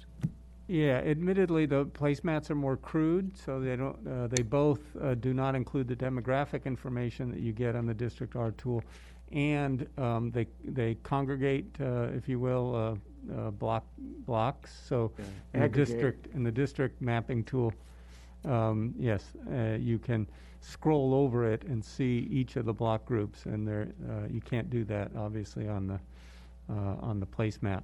But it still serves a good function in showing generally how people would like to see their maps. When that information comes to your council, of course, and it's distilled by the consultants, you'll have the ability to fine-tune those maps. Yeah, okay. Good, Al? Yeah. Okay, good. Thank you. Any other discussion points? I have a question. Going forward, would it be possible for each council member to choose a map and go from there instead of, or is it very specific about how we approach this? I'm sorry, could you repeat the question? So, for example, in future meetings, would it be possible for each council member to choose a map to present to the community, and we go from there? I'll let Sophia talk a little bit about the process that they go through. I think in general, council members can, of course, select their favorite map and deliberate, hopefully, amongst the other council members about why a particular map is their favorite. And then, the consultant can kind of facilitate that process. And in terms of, and I'll leave it at that. Maybe Sophia can add to it. Yeah, so in the January meeting, again, we'll come forward with draft plans that have been consultant drawn, but based on traditional redistricting criteria, and then also based on the community feedback. But we welcome the council to review the plans. Again, you have public access to them on Districtor and then also on your website for the place map. So that if there's any specific maps that you'd like to uplift and like us to take a deeper look into, we can definitely do that. And we're looking for that direction from you. Because we have, last I checked, which was right before this meeting, you have 35 maps that have been submitted on Districtor. And then we heard from the staff, there's close to 90 placemats that have been submitted. So what we will be doing during the January meeting is grouping those maps into themes and then looking for direction from you on taking a deeper look into specific maps for you. So we can talk with staff with sort of a best practice for how that conversation can move forward. But again, we're looking for direction from you on to either say no to a map or to uplift a map, modify some of the drafts, or again, come back with a new plan. Okay, good. Okay, we have any other discussion points? I just have a comment. I'd just like to say thank you to city staff for having mailed out the maps. I am very happy to hear that we've received 95 maps, and I can only hope that we continue to receive resident input. The reality is that we're going to be stuck with these for the next 10 years. And so the more input that we receive from residents, it's just incredibly important. So thank you for the work that you guys have done. Thank you. Any other discussion points? Questions? Okay, Brian, roll call vote, please. Vice Mayor Clark. Aye. Councilmember Cardy. Aye. Councilmember Alarcon. Aye. Councilmember Lee. Aye. And Mayor Nomura. Aye. All right, thank you. Thank you very much. And by the way, I would like to thank the districting group, that committee that's been working. It's pretty hard. I remember when you first met, we had no public input because nobody was there. So it's gone a long way. Thank you very much for that. Next up is item number 10. This is ordinance number 750, adding Article 5. This is specific regulations for organics, waste disposal, reduction, recycling, and solid waste collection. And with that, could I have staff report, please?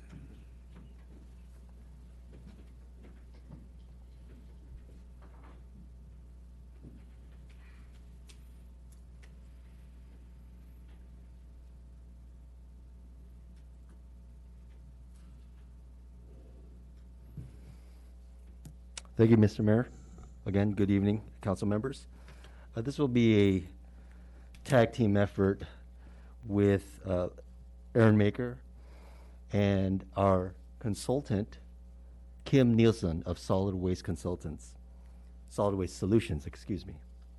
So what is before you is a proposed new chapter in our integrated waste management ordinance.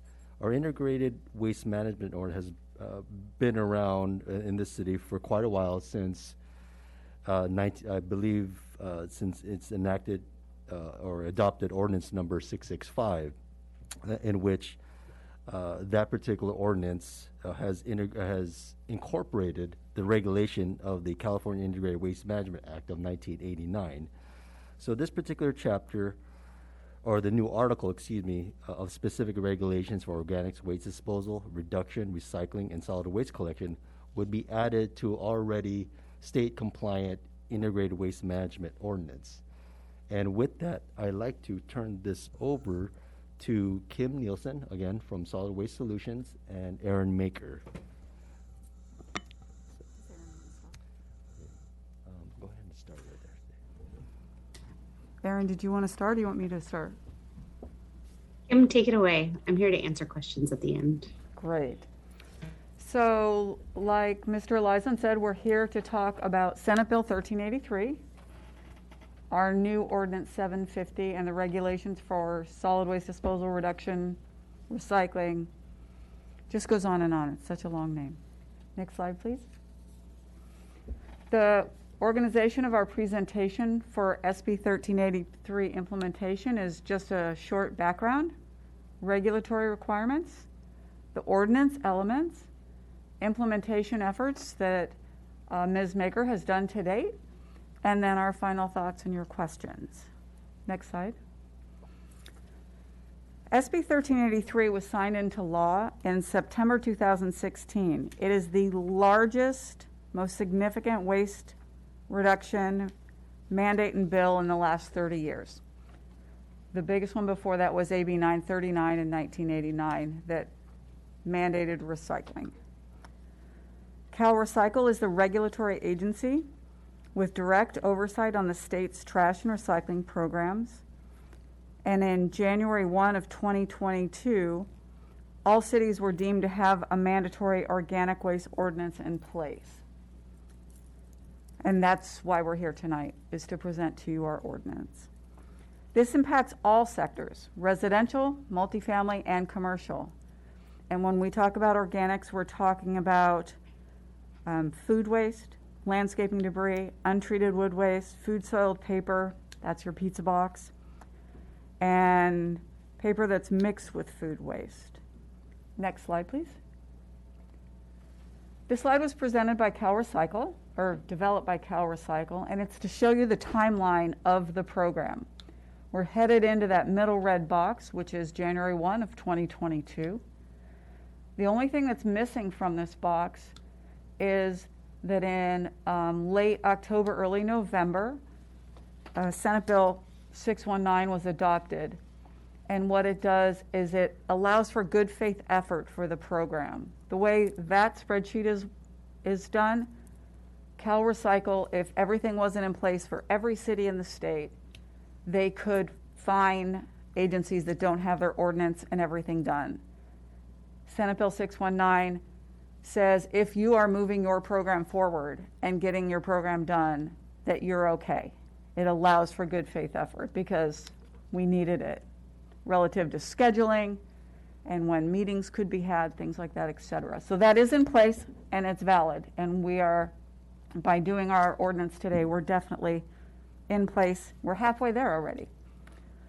Next slide, please. The regulatory requirements, there's 7 for SB 1383. The first is ordinance adoption, and that's what we have before you today. The second is education and outreach. We've been working on that since probably June of this year, and it will continue. Organics, recycling, and collection. Your city is really ahead of a lot of agencies, and a lot of that is because of who your trash hauler is. They are proactive with organics and with the organics community. So we've had programs in place. What we're doing now is expanding them, which is fantastic.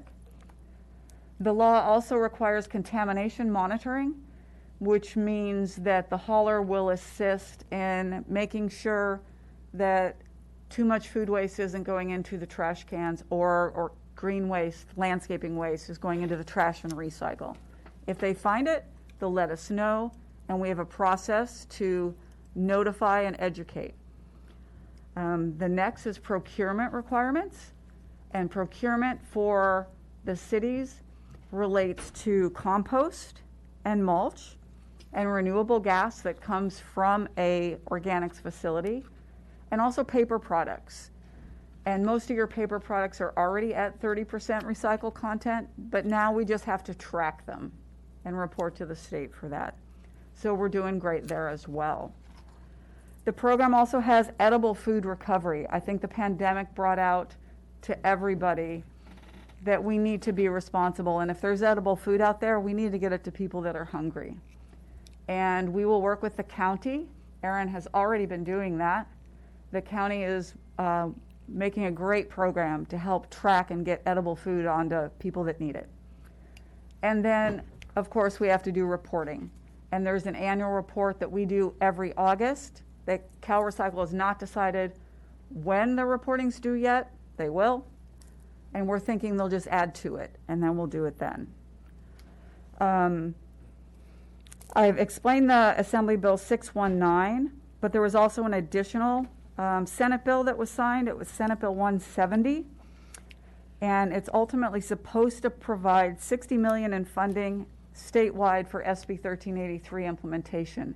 They're deciding now how to distribute those funds. I think they'll be a lot like our BEV grant funds, beverage grant, and it'll be based on population. So ultimately, the city could be receiving some funding to help implement this program because the tracking and staffing it's quite extensive. And it's an unfunded mandate other than that. So this is very helpful. And just to note, the first 2 years of the program for 2022 and 2023, the city will pursue education and non-punitive approaches. We don't have to do anything punitive until 2024. And that's also been re-explained in that Senate Bill 619. Next slide, please. The ordinance elements, this is just what's in it. It defines the mandatory organics program for residential, multifamily, and commercial sectors. It establishes a program for non-generators of organics to apply for a waiver. Waivers are good for 5 years. We have processed well over 35 waivers from your businesses and multifamily already. Ms. Maker and EJ Harrison sent out a letter to all their clients that said, if you don't generate organics and you don't generate landscaping, that you don't have to have it. You can apply for a waiver as long as the city is willing to track it. And that's what we're doing, so we're ahead of the game. We didn't have to do that till January, but we felt it very important. We already comply with the mandatory Cal Green responsibilities, which mean that 65% of your construction and demolition debris has to be diverted. And you also have a model water efficient landscaping ordinance in place. So you're already in compliance with both of those. The organics procurement and recycled paper is defined in the ordinance, and then enforcement. And the enforcement gives you that first 2 years of education, and then it sets up a process of we write a letter, we write another letter, and ultimately there's a way to fine somebody if we need to. And we have to have enforcement or Cal Recycle will not accept our program. Next slide, please. The ordinance elements, this of course is from Cal Recycle. It just shows you that the inspection and enforcement is key to them. The ordinance in 2022 we're moving forward with that right now. Compliance monitoring and education, we already started. We just will continue for the next 2 years to get everybody educated. And then after 2024 is the time when we can do actual enforcement on the program. We're hoping by then everybody will have it, we won't need it. So next slide, please. Your implementation currently is fantastic. In July of 2021, EJ Harrison began weekly recycling and organic services in town. And what that does is it lowers contamination because when you can empty your recycling and your organics weekly, you're not putting it somewhere else because your container's too full. So it's really helped your diversion rate overall. In September, a mailer was done with Ms. Maker and EJ Harrison. We used EJ Harrison's mailing list, and it went to all the commercial and multifamily establishments to tell them about the organics program, how it works. We work with Donald Sealand over at EJ Harrison, and if they need a program, they set it up, and if they need a waiver, they coordinate with Ms. Maker in my office, and we get them processed and we record it so that we have the data for Cal Recycle. This ordinance has been determined to be exempt from CEQA because it will have no significant impact on the environment. The fiscal impact, we just don't know yet because the program is so large. And that's why we're hoping that the bill with the extra funding will help out. and that we can get a handle on how much staff time it will take, et cetera. But right now, we have to just get it put in place and moving forward before we can determine exactly the impact that the time will have. Next slide, please. So 1383 is very complex. It has some uncertainty because there are not a lot of organics facilities in the area. Our waste goes from our area to E.J. Harrison, optimistically to a new facility called Mountain View, where the food waste will be turned into animal waste. Some of it goes all the way to Simi Valley, and then it's trucked another 100 miles to a compost facility until we get a local compost facility. So there's a lot of uncertainty on how to not truck everything hundreds and hundreds of miles. But that will move forward as time goes on. Adoption of the ordinance will assist us in reducing methane gas release from the local and regional landfills, and that will also assist us in our impact on climate change. So for tonight, staff is recommending that the City Council introduce and read by title only and waive further reading of Ordinance 750. And thank you for your time. Thank you, Kim. Aaron, do you have any input or information for the City Council? Yeah, thank you, John, through the mayor. Good evening, City Council members. I just wanted to follow up on what Kim was talking about regarding the work that we're doing with the food rescue with Santa Barbara County and the other incorporated agencies within the county. We've been working on that project for a couple of years now. Things are moving along. We will be coming back to council with a memorandum of understanding for that work. But to date, we only have 8 businesses that require compliance with the mandate that the state has offered within the first year. So they have already been notified that they do have to do that. Most of them are already working with the Santa Barbara County Food Bank. So there's not a lot of work in this first step other than getting them enrolled in our program and filling out the paperwork to meet the mandates. As Kim Nielsen mentioned, we've been working really hard with the waste haulers. If council will recall, we initiated a franchise agreement negotiation to incorporate all of these measures that are in Senate Bill 1383 into our franchise agreement. In talking with the waste hauler and where we are in that process, we will most likely be coming back to your council in late February or early March with the updated franchise agreement for your review. And that concludes my additions. John? Thank you, Aaron. Just for clarification on the staff recommendation before you, it is approved ordinance number 750, waive further reading, introduce as read by title only, and continue with the adoption to the January 10th, 2020 meeting.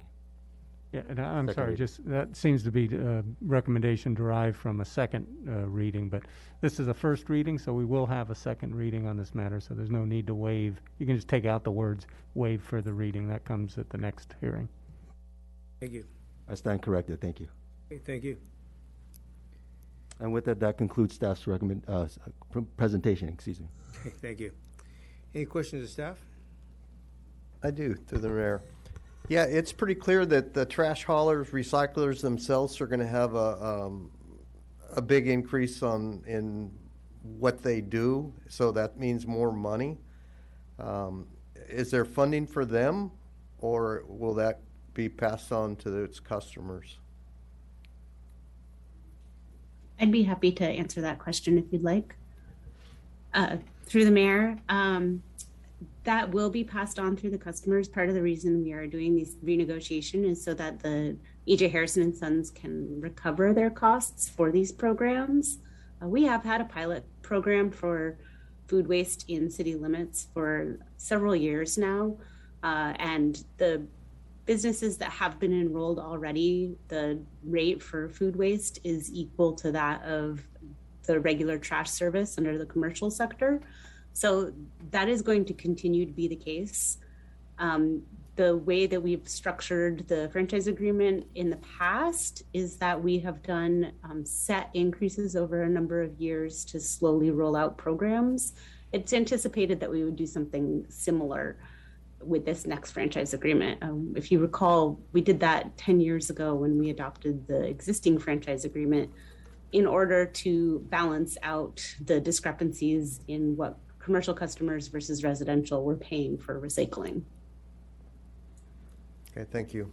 Thank you. Do you have any other questions? Yeah, I have a question for staff. This ordinance requires us to enforce and to ensure others are complying. How does the city plan on doing so?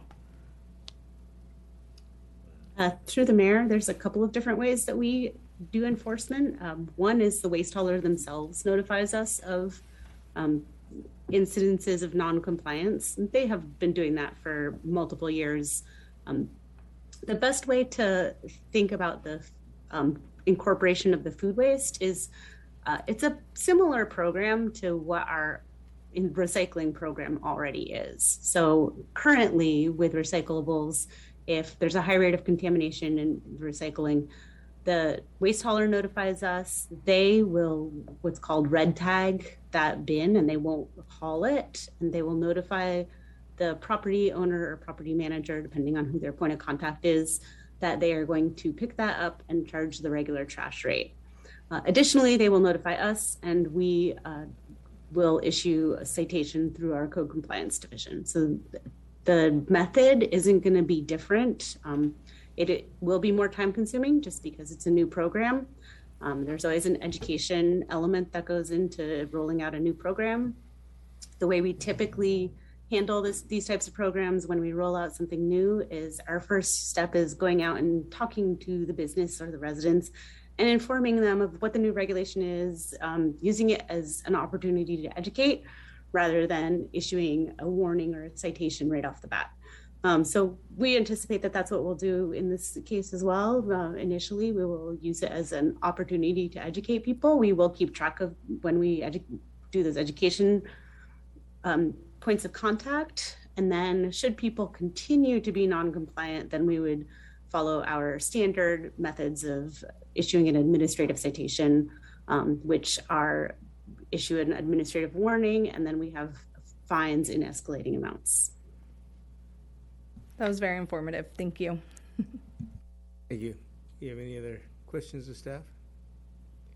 Seeing none, I will now go to public comment. Anybody wishing to speak on this item? See no speaker slips online. Mayor, there are no Zoom speakers. Okay, thank you very much. I will close public comment, bring it back to the council. Anybody wishing to take action on this item?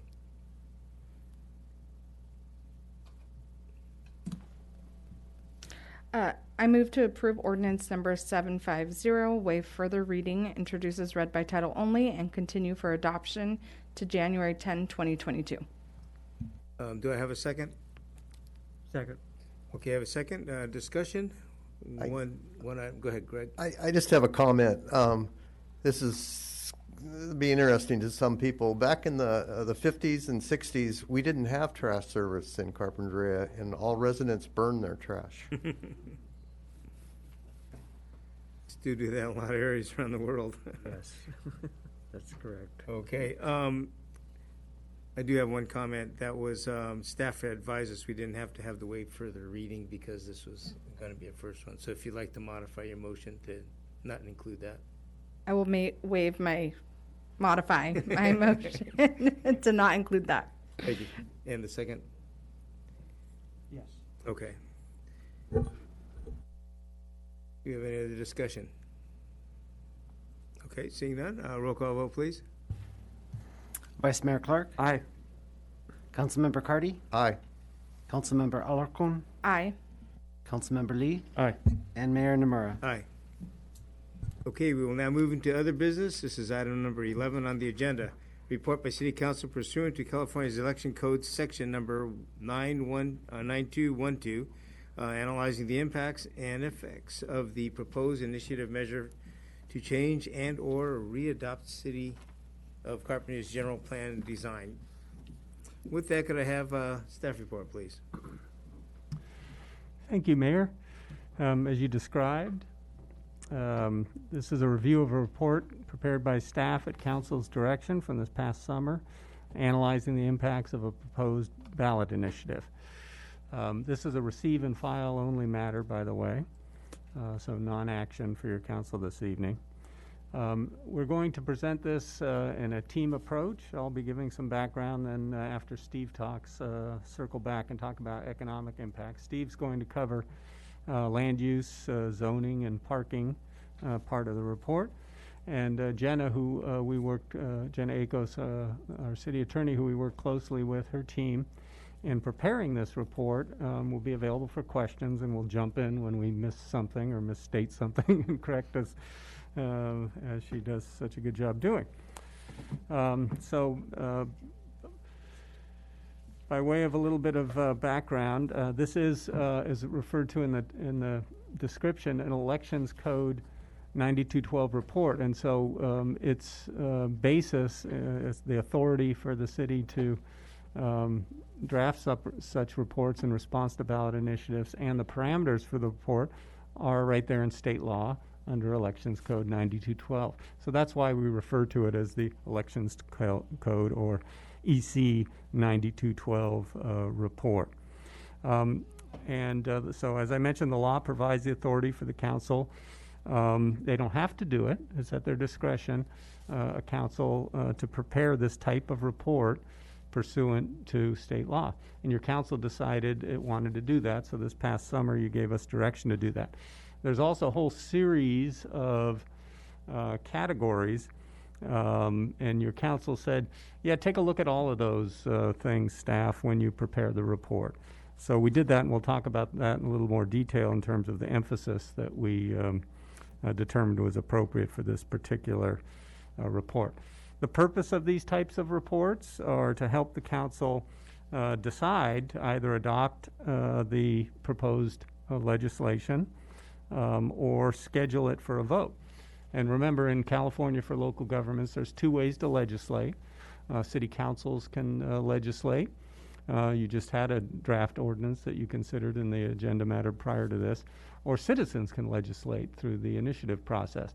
And so what is in the process is a citizen ballot initiative where they're proposing this particular initiative. And the council has a simple choice to make: adopt the initiative unchanged, or send it to the voters. And this 9212 report will help inform your decision, we hope. That's why your council asked us to prepare it. Should the initiative go before voters, of course, the 9212 report will also be available for voters to consider as a part of all of the information available on the measure.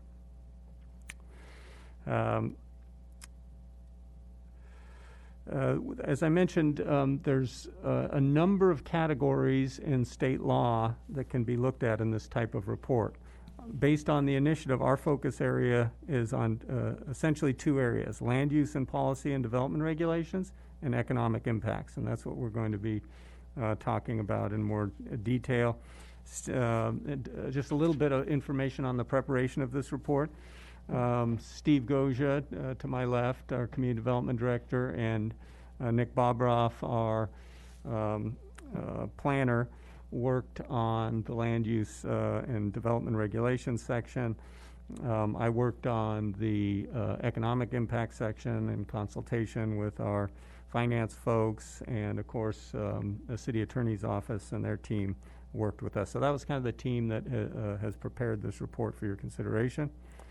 We relied where we could on existing information. That's a part of the record on this matter. So the city's website includes information on the Surfliner Inn project, which we relied on, and other information, economic reports and things that are available to the public. And all of them are cited and referenced in the report. So if you have any questions about that as we go on, any reference documents, just let us know, and we'll be sure that you know where they can be found.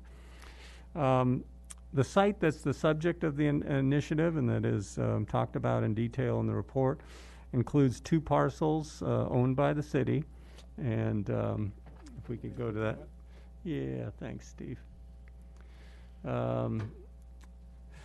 The initiative proponents and this report refer to them as parcels A and B, so you'll hear that a lot tonight, and that's what we're talking about. Parcel A is currently used as a public parking lot number 3, we refer to it, at the southwest corner of Linden and 5th Street.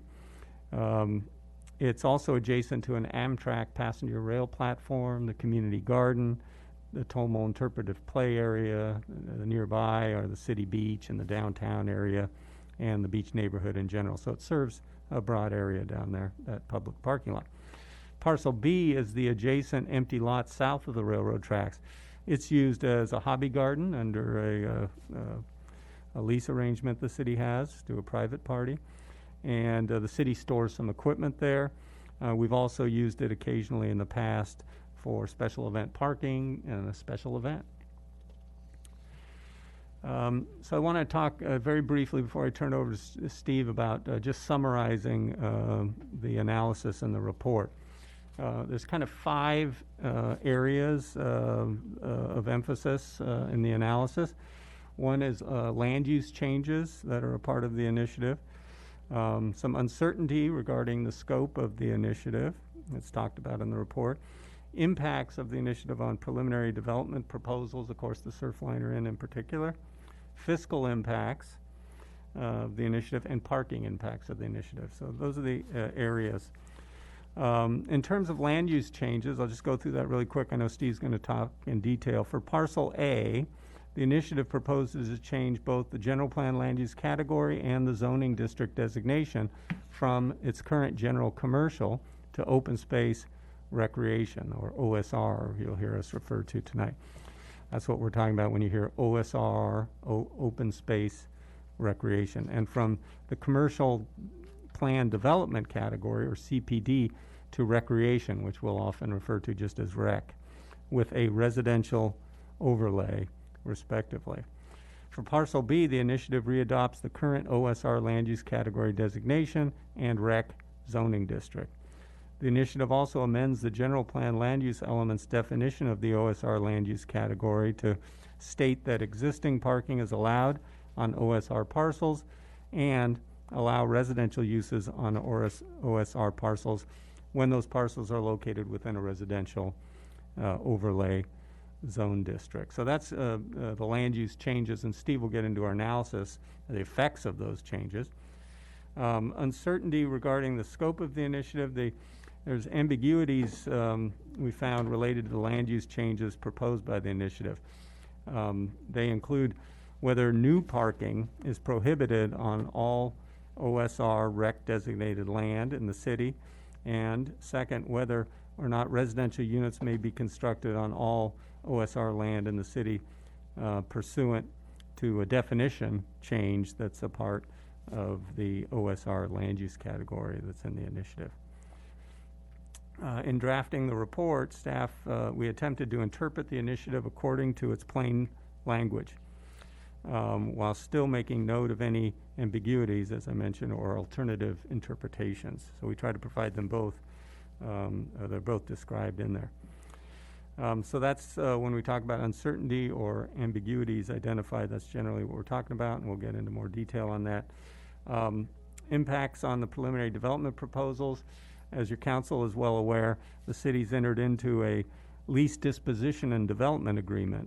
We refer to that as an LDDA between the city and 499 Linden Managers, which contemplates the potential development of the Surfliner Inn project. So it's a lease arrangement. This isn't uncommon where cities will lease land for developers to build or operate private facilities, and the city receives revenue from that. If adopted, the initiative would preclude commercial development, such as the Surfliner Inn, on the property known as Parking Lot 3, which is referred to in the report as Parcel A. The development of new parking on Parcel B may or may not be precluded, and we'll talk about what that means. And then fiscal impacts, the results are mixed. The most significantly is the lost potential or capacity related to Parcel A, right? It's zoned commercial now and would be zoned in a way that wouldn't allow commercial development. So the potential for commercial development, has the potential for the type of lease that the council has acted on to allow for private commercial development that could provide revenue, provide jobs inducement, and those kind of things in the downtown area. So that's the greatest effect that would be precluded. And we've analyzed that, the effects of the initiative in 3 areas. We've looked at existing conditions and analyzed the financial side of that. Preliminary development proposals, so we've looked at the potential capacity for revenue generation and other economic benefits related to what's allowed now in the development proposals that are out there, like the Surfliner Inn, and then what would happen, of course, if they're precluded by the initiative. And then a housing scenario. As I mentioned, the initiative proposes to establish an overlay allowance within the OSR land use designation, and that would mean that the potential exists for housing to occur on Parcel A.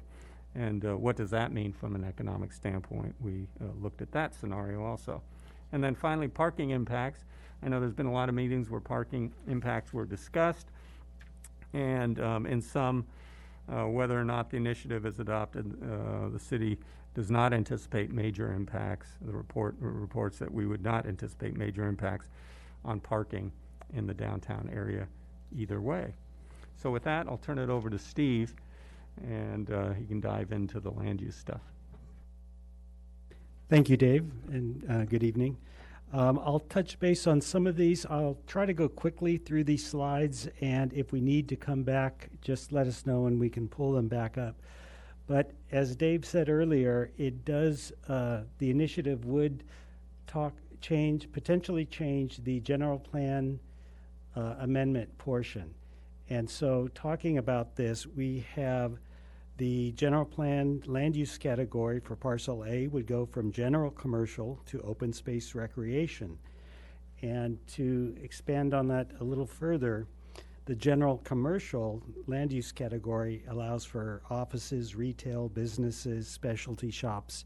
It goes on and on. It's basically our most open-ended commercial zoning, unrestricted commercial zoning. Contrast that with the open space recreation land use category, and that permits primarily recreational areas, passive or active, including city parks, beaches, golf courses, and related uses.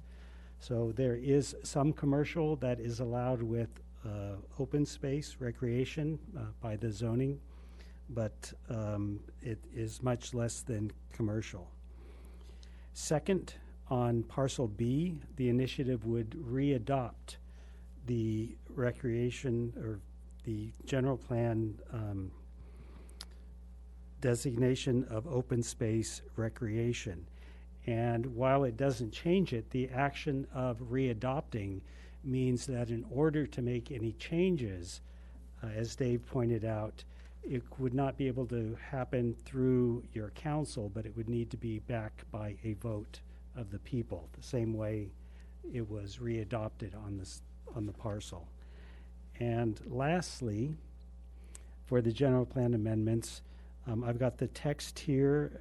The definition of open space recreation would explicitly allow existing parking, as you can see by the underground underlying text here, and also potentially allow residential overlay on OSR parcels.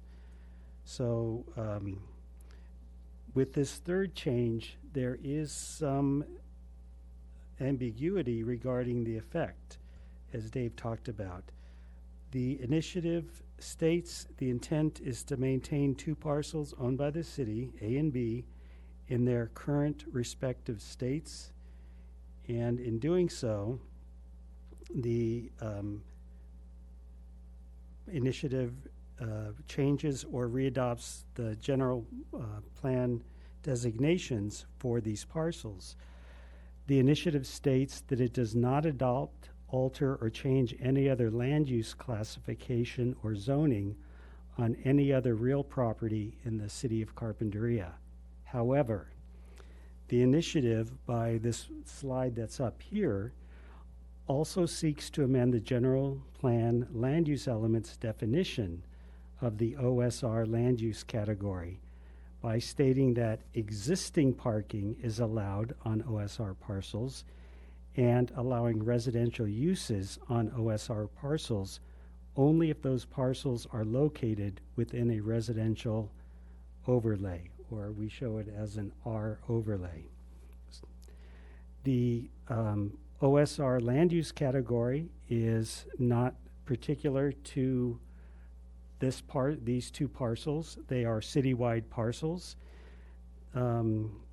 Therefore, while it's true the general plan land use categories and zone districts for parcels other than A and B will remain unchanged, the proposed change to the definition, as shown here, has the potential to change the allowable uses on all OSR land use category parcels within the city. I'll take a moment there. If there's any questions on staff's reading, we can try to answer that. Any questions? Clarification? Yeah, thank you. How many OSR parcels in town do we have that have a residential overlay on them? Oh, there are none at the current. Right, thank you. Current time, thank you. And then I'm curious, in addition to having housing policies, do we not also have policies for protecting open space? And so is there some sort of conflict between those policies that might play out on parcel, whatever they does, A? The policies, correct. The policies that we have, the primary policies that we have for protection of open space occur when you apply the open space zoning designation or land use category to parcels. That's when it's protected. By allowing, and you would normally do that through public hearings and go through the normal channels that we see. With the initiative, it would circumvent that process and make the changes by the vote of the people. And it looks like Jenna would like to add a little to that as well. Thank you, Steve. Vice Mayor Clark, through the mayor. So what Steve is saying is correct, and I think you hit on an important ambiguity or inconsistency that we've identified in reading the initiative and analyzing it against the city's regulations and policies. So we think that the initiative proponents added the R overlay in order to be consistent and be not in violation of the Housing Crisis Act, which doesn't allow downzoning of properties.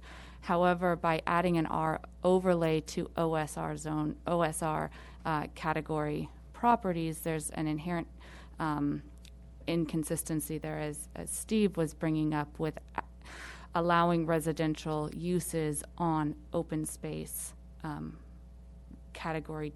open space designated parcels. Does that answer your question, Vice Mayor Clark? Well, we raised another one. How can you determine that this would create a downzoning?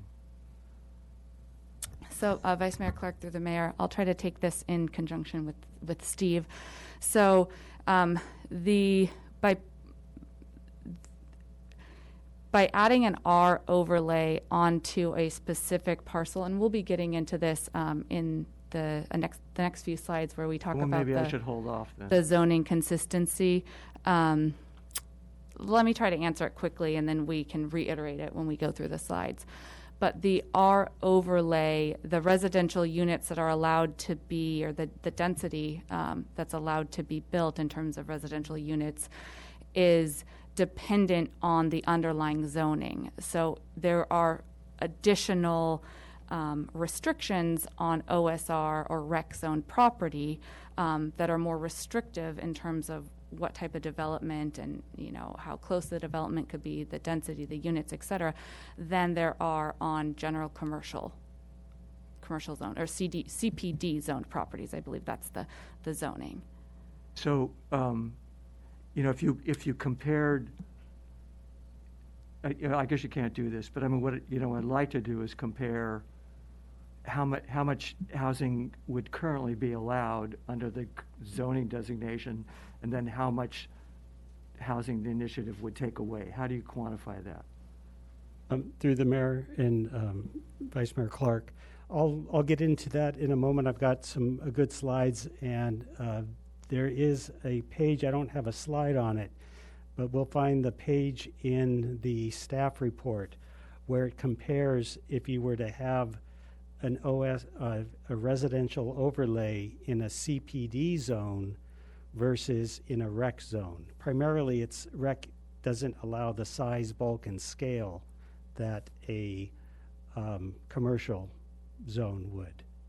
But if we can go through, I want to touch on a couple things because we're really talking about the land use right now, and then I'll get into zoning, which implements the land use. Sorry. Okay, thank you. Through the mayor, could I ask you a question, Steve? Sure. At what point does the California Coastal Commission come in to review this? Well, the Jenna, do you want to? Sure. Councilmember Cardy, through the mayor, I can take that question. So you're another good question, and we'll get to this as well. But just a precursor, a little summary of the answer is that these amendments are proposing to change the city's LCP, and any LCP amendments have to be certified by the Coastal Commission before becoming effective. So, two kind of options going forward here. If the council were to adopt the initiative, if and when the signatures are certified, or send the initiative to the voters and it were to be adopted by the voters at an election, at that point it would then have to still go to the Coastal Commission and be certified before becoming effective. No other questions then? Go ahead, Steve. Okay, so we were talking about potential ambiguities. The residential uses through the residential overlay was one, parking was another. Because the initiative adds the term existing, including existing parking, that leaves some room to say, what about new parking? And I'll get into that a little more when we talk about the zoning, but that is another to keep in the back of your mind. Parking is another one of the issues that, depending on how the initiative is interpreted, could go one way or the other.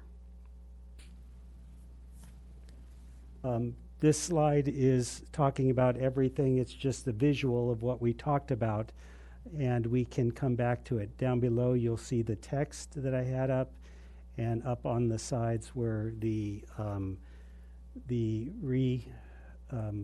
designation and the change of the land use designation. And I wanted to show this slide because it shows that in the green are all of the areas, the lime green, that are zoned open space or designated for open space residential. You'll see primarily there along the shoreline, they will chunks of the bluffs. This will be updated soon. And you'll see outside of the shoreline, it's our city parks.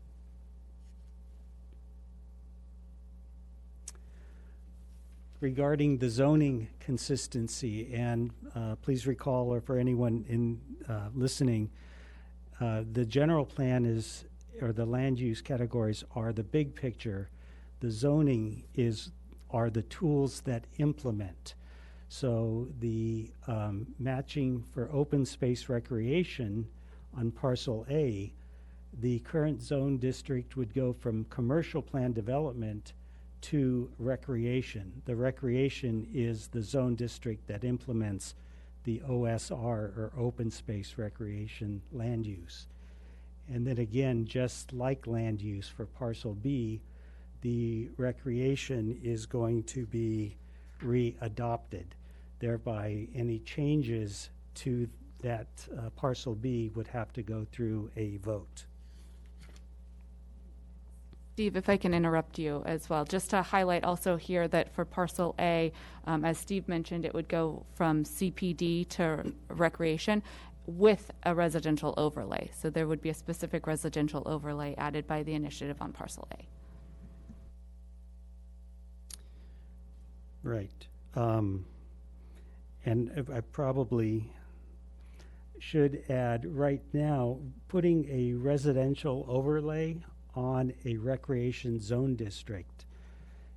We don't have any in the city, and that creates some ambiguity in and of itself.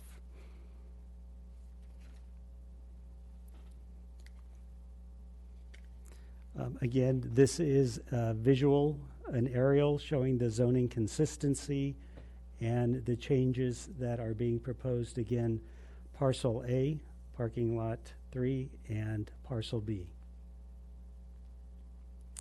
That takes us to fiscal impact, and Dave is going to take over and on this one. Through the mayor, could I just ask one more quick question? Wouldn't recreation require some parking? Recreation usually requires parking, yes. And if I may, isn't parking an allowed use under? I believe it is. under Yes, it is under the recreation zone district.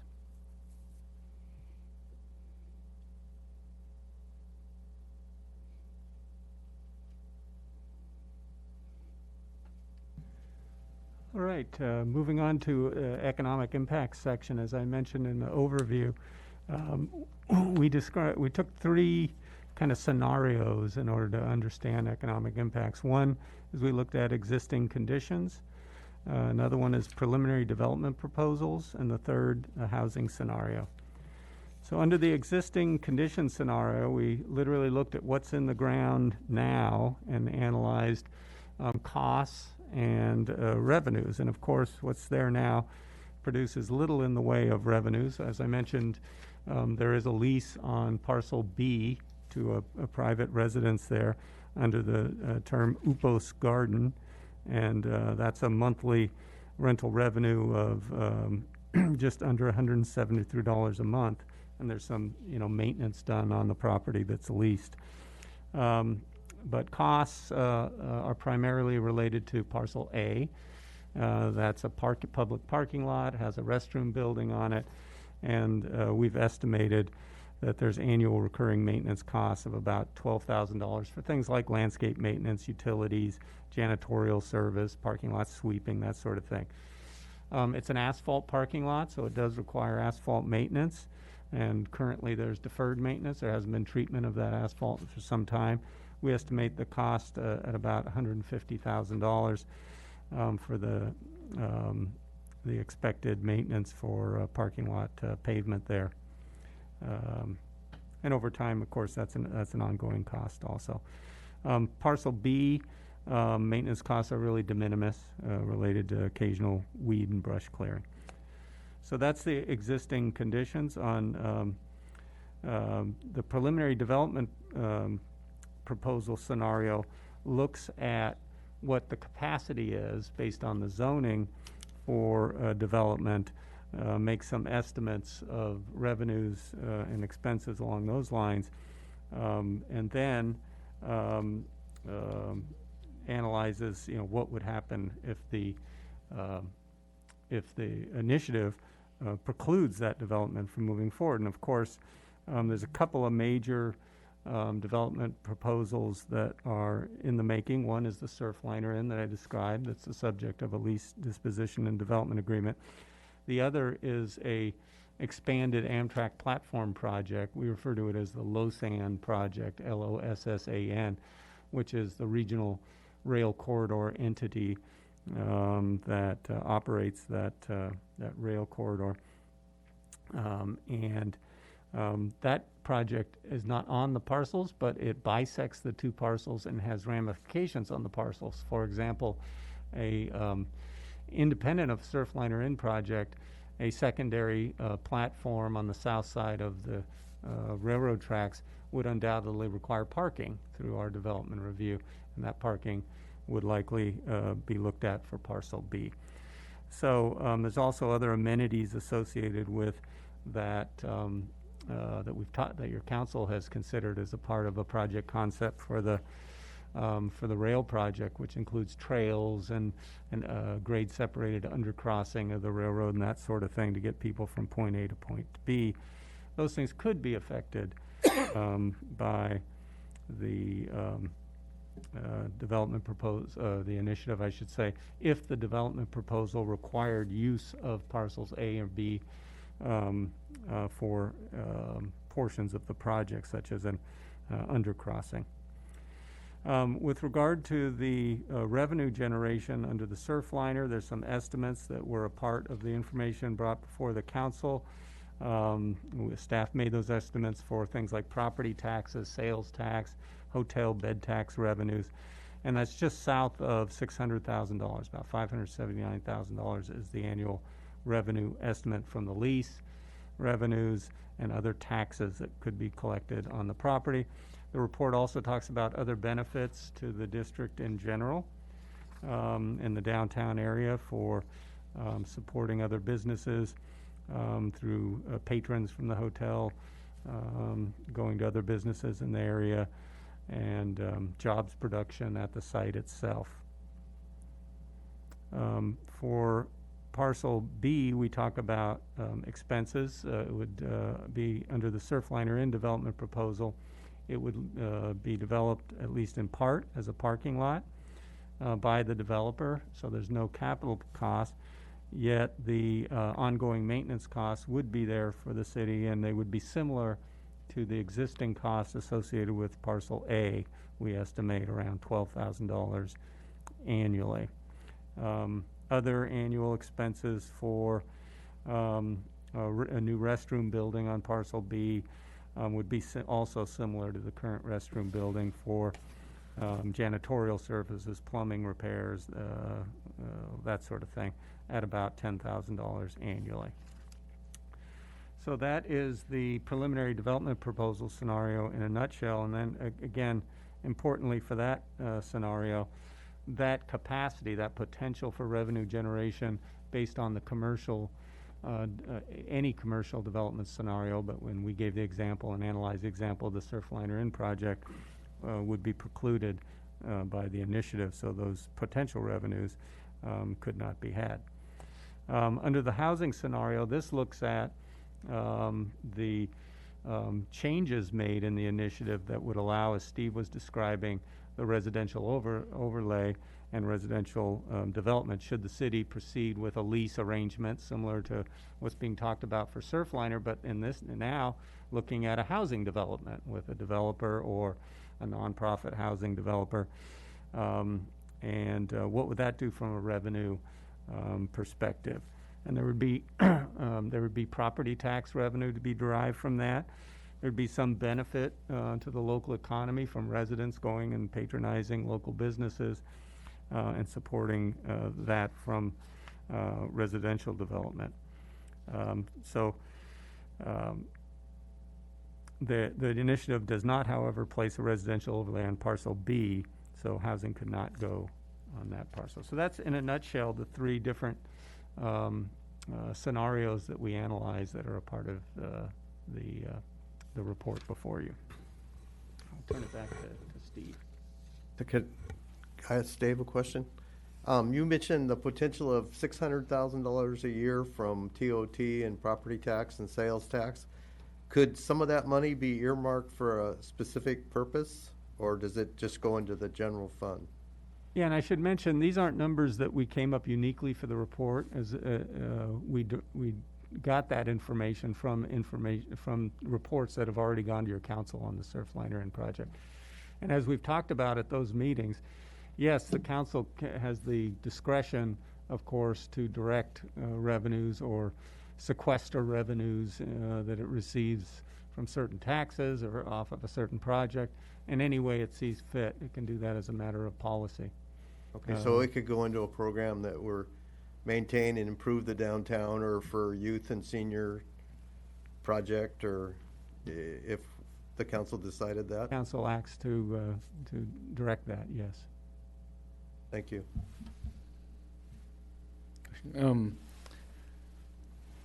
Can the city sell parcel A or parcel B? And for example, if it's yes, would the new owners be subjected to the initiative overlay? So a city, a public entity can sell public property if it determines that it's surplus, and then it goes through the Surplus Lands Act provisions. We've had experience with that recently when the school district sold a piece of property, and they went through the Surplus Lands Act. And as you recall in that process, one of the priorities for buyers is use of the property for things like affordable housing. So other public entities have first shot at that at the properties that have been determined by a public agency to be surplus. So that's just an important thing to keep in mind. Yes, cities can, if they've determined a property to be surplus, in other words, it's not needed any longer for public purposes of that agency, they can surplus it and put it up for sale, and then first opportunity to buy, other public agencies in a certain hierarchy of priorities established in law, and housing is one of those.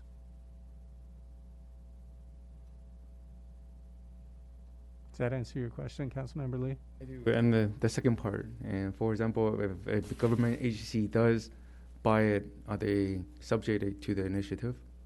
Oh, yeah, thank you. That's a good question. Sure. Councilmember Lee, through the mayor, yes, anyone would be subject to the initiative, assuming that they didn't have any vested rights and that the initiative had gone into effect. So those are the two different things at play. So, for example, if another governmental entity purchased a piece of property, they would be subject to the initiative as soon as the initiative was effective. Can I follow up on that? Doesn't the initiative also allow that zoning can be changed by a vote of the people? So, looking down the road, that could always happen. Correct. Vice Mayor Clark, through the mayor. Yes, the zoning changes. So all of the changes proposed by the initiative could only be changed by a vote of the people. And that could be either an initiative proposed by citizens, a citizen initiative, or a council-sponsored initiative.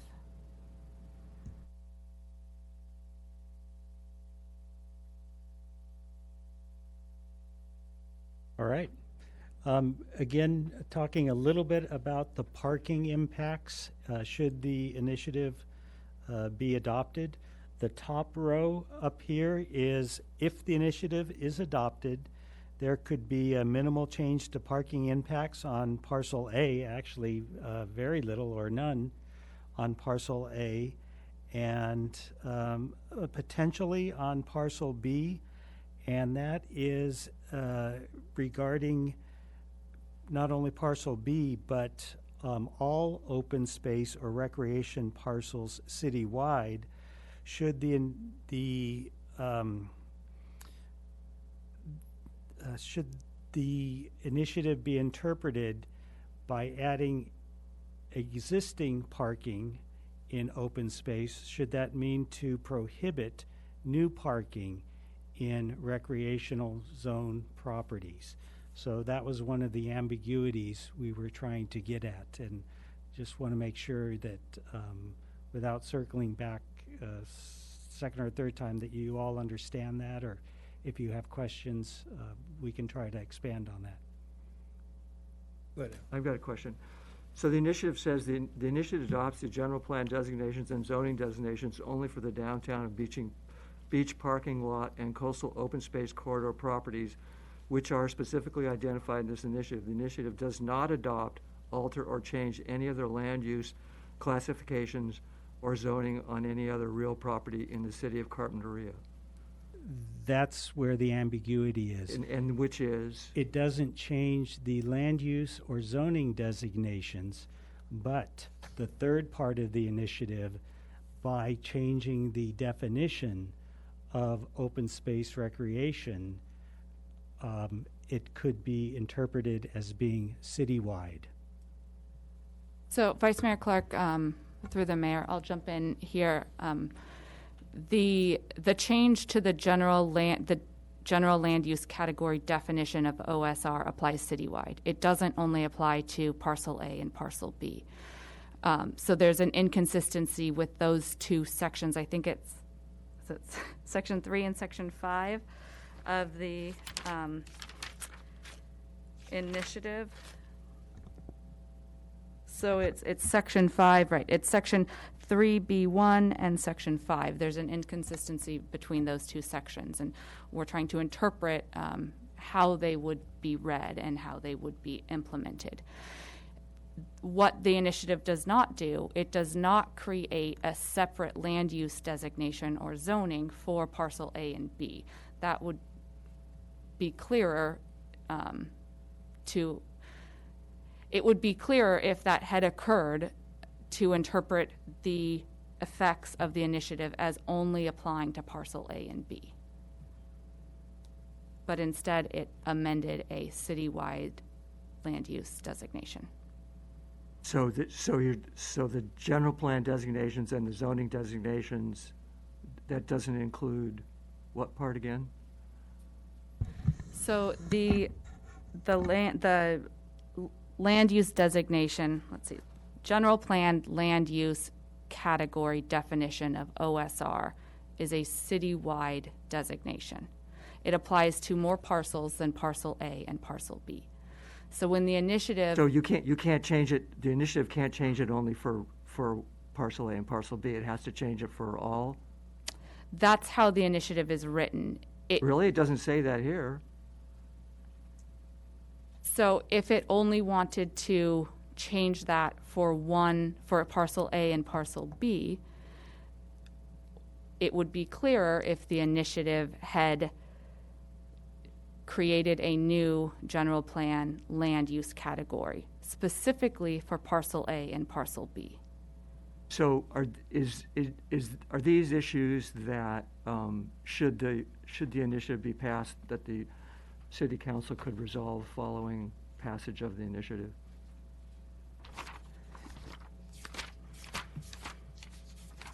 Just a second.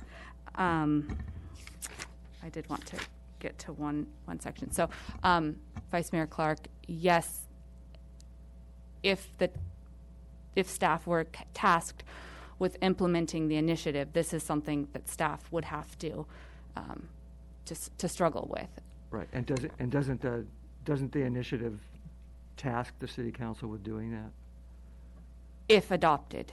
Okay. Yes, and so to answer one of your other questions, or to try to clarify, in analyzing this initiative, we looked at a bunch of case law and we applied a plain reading of the statute or of the initiative. And so we're trying to read it how members of the public would try to read it and understand it as well.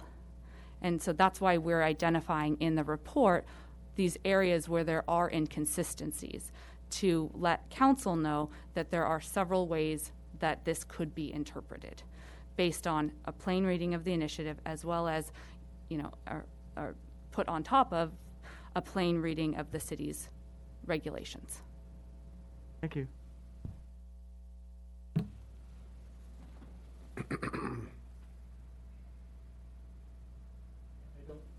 Excuse me. I don't need to belabor this. The second line is just if the initiative is not adopted, then the current proposal for the Surfliner could go through, or any other proposal that would come up. There wouldn't be much change to the parking. I think key with this finding is the last sentence down in the bottom row The downtown parking study that was recently presented to your council conceived development scenarios affecting parcels A and B, and it determined that they would not result in a shortage in the parking shortage in the downtown area. So I think that is key as well. Thank you.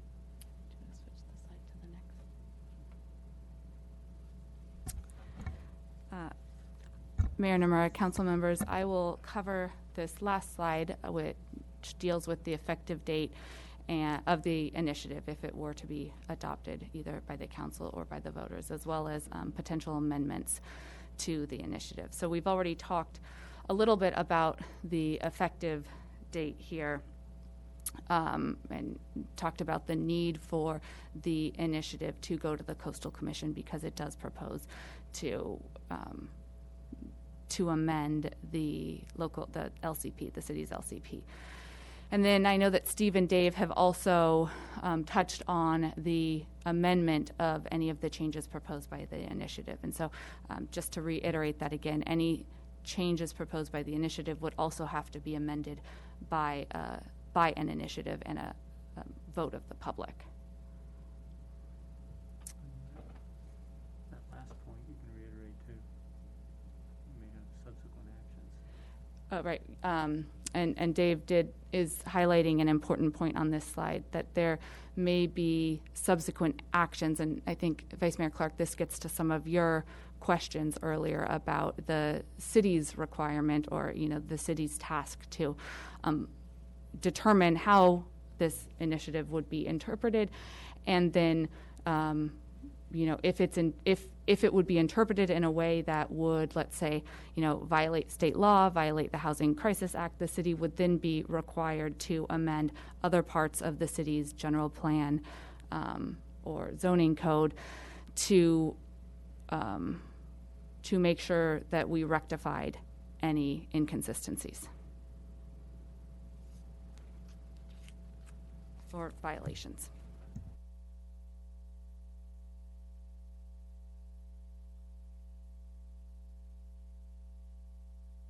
That wraps up our presentation. I'm sure we could go into detail. We do even have more slides if we need to get into, but we'll give you a chance to ask some of your questions. You were going to show the difference between the number of units. Yeah. I was just reminded we have a slide showing the difference between the housing that would be allowed under the CPD district or the housing allowed under the recreation zone district. This is one scenario. It's kind of hard to see, but I think it's key. The limiting factor is the CPD district basically doesn't require setbacks or very minimal setbacks. They allow height that can go 25, what do we have? Height 30 feet for CPD and only 16 feet for recreation.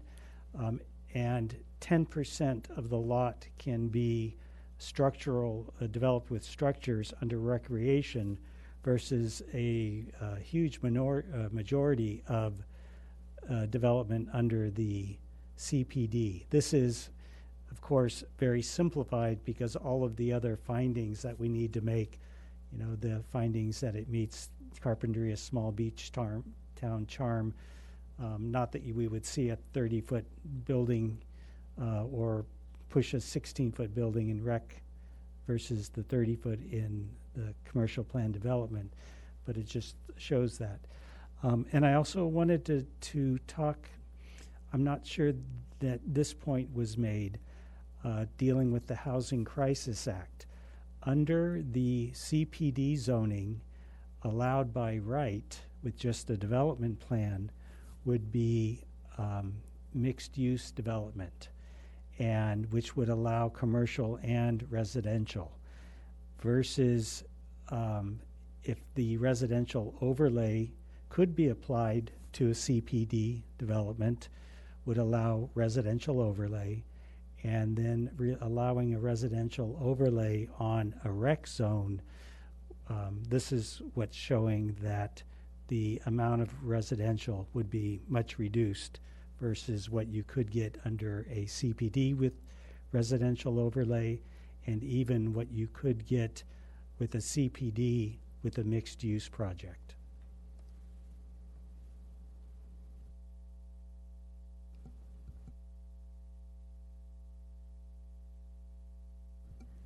That brings us back to any questions and comments. Thank you. Do you have any questions, comments? Okay, seeing none, I will now open this up for public comment. I have one speaker slip, Emma Solom.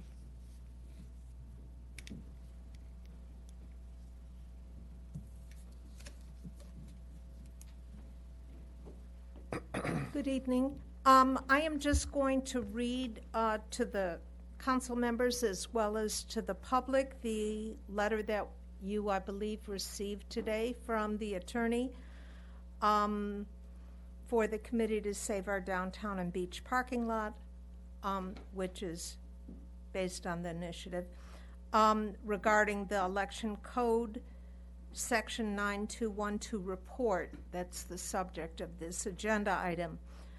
She wrote, a key conclusion of the report appears in the summary. Quote, if adopted, the initiative would preclude development of the Surfliner Inn project, end of quote. The proponents circulated this initiative with the goal of giving the public a voice on the Surfliner Inn project or any other private commercial development on Parking Lot 3 in the future. The Section 9212 report affirms that the initiative would do exactly that. While the report identifies some purported ambiguities in the measure, these are largely the result of a strained reading of the measure's text. This brief letter cannot address all of these misconceptions, but what is clear upon a thorough reading of the report is that none of these issues alters the underlying function of the measure to preserve Parking Lot 3 and to keep the adjoining property in its open space state, precluding the development of the Surfliner Inn.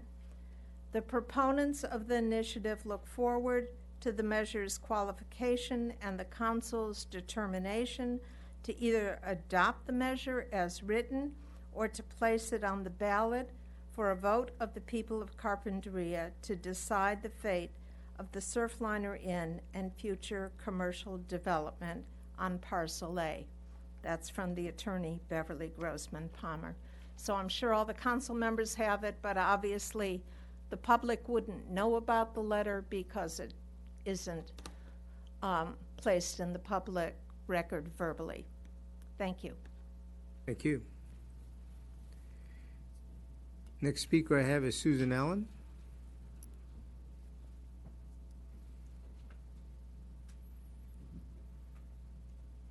Hi, Susan Allen. A favorite quote in our home is, the first rule of intelligent tinkering is to save all the parts. The initiative does not appear to follow this good advice. I believe we need to be very clear that this initiative is not about whether or not a hotel should be built downtown, but whether or not we want this initiative to dictate our city's planning constitution, the general plan. I believe that the folks who signed the initiative thought it was just about the building on the Parking Lot 3, but it affects far more than that. The staff report is helpful in understanding the ramifications of this initiative, but its length and complexity is not easy reading.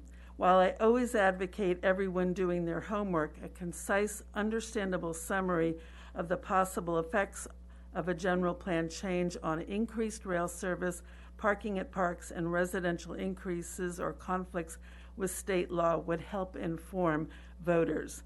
I have some questions that need clarification. Staff did a great job in answering some of them, but I'm just going to ask them anyway because I wrote them down. I did my homework. I'm proud of it. Which open space properties could be exposed to residential development? What parks could possibly become home sites? While I feel certain that Two Bluffs preserves could revert to the land trust if threatened, what kind of legal action would the city and the land trust be involved with? The city is working on a plan for minor improvements to the Rincon Bluffs Preserve. Will this initiative preclude a parking lot being built to accommodate visitors? Does the initiative preclude any of the planned improvements in the railroad corridor, such as an underpass and a second track that would accommodate increased service? Does the initiative put a residential overlay on the community garden and the proposed community garden north of the freeway? If the area south of the railroad tracks becomes a park, will this initiative preclude any parking, thus forcing more parking on the streets in the surrounding area? What are possible outcomes of Coastal Commission review? What are the financial costs of the initiative to the city budget? While proponents might say that none of these things will happen, none of us have a crystal ball that tells us what future city councils will do. If you don't like the hotel in parking lot 3, there are other methods to stop it through the normal review process that hasn't even started yet, not an initiative that messes with our general plan. Thank you. Thank you. Is there anybody else that wishes to speak? If so, I'll need a speaker form for that. Seeing none, Brian, I'll go to you for anybody online. Yes, we have Mike Wondolowski. So, Mike, go ahead. All right, thanks. This is Mike Wondolowski. Carpenter Valley Association recognizes that the agenda item before you tonight is simply to receive the 9212 report. However, we feel it's important to highlight a few key issues that report mentions. In general, we consider initiative-based amendment of a general plan to be a dangerous approach. This was true for Veneco's Measure J in 2010, and it's true about this initiative. The unintended consequences are just not worth it, even if the intended goal is desirable. One particularly worrisome issue is described in section 4A3B of the report. The last sentence of that section states, one possible outcome, should the initiative be adopted, is that the city council will be required to upzone via residential overlay or other mechanism other parcels within the city to ensure no net loss of housing capacity will result from enactment of the initiative's proposed land use category and zoning amendments applicable to parcel A. Unquote. Not to put too fine a point on it, but that's crazy. Another issue is discussed in the previous section, 4A3A of the report, where it notes the amendment of the definition of open space recreation land use category seems to preclude new parking from being put on OSR areas, as we've been discussing. And that would block creation of the planned parking on the new Rincon Bluffs, formerly referred to as Bluffs 3. This results from changing the definition of OSR citywide. I can only imagine this was unintended, but intent doesn't matter. Only the wording in the initiative does. And the plain language of the initiative supports the analysis in the 9212 report. I'll wrap up by simply stating that collateral damage from this initiative-based general plan update is unacceptable regardless of one's views on the Surfliner Inn. At a future council meeting, when you are considering the question whether to adopt the initiative or put it up for a vote, for these reasons, please do not adopt it. Thank you. Thank you. And then next, let's see, next we have Ted Rhodes. Ted, go ahead.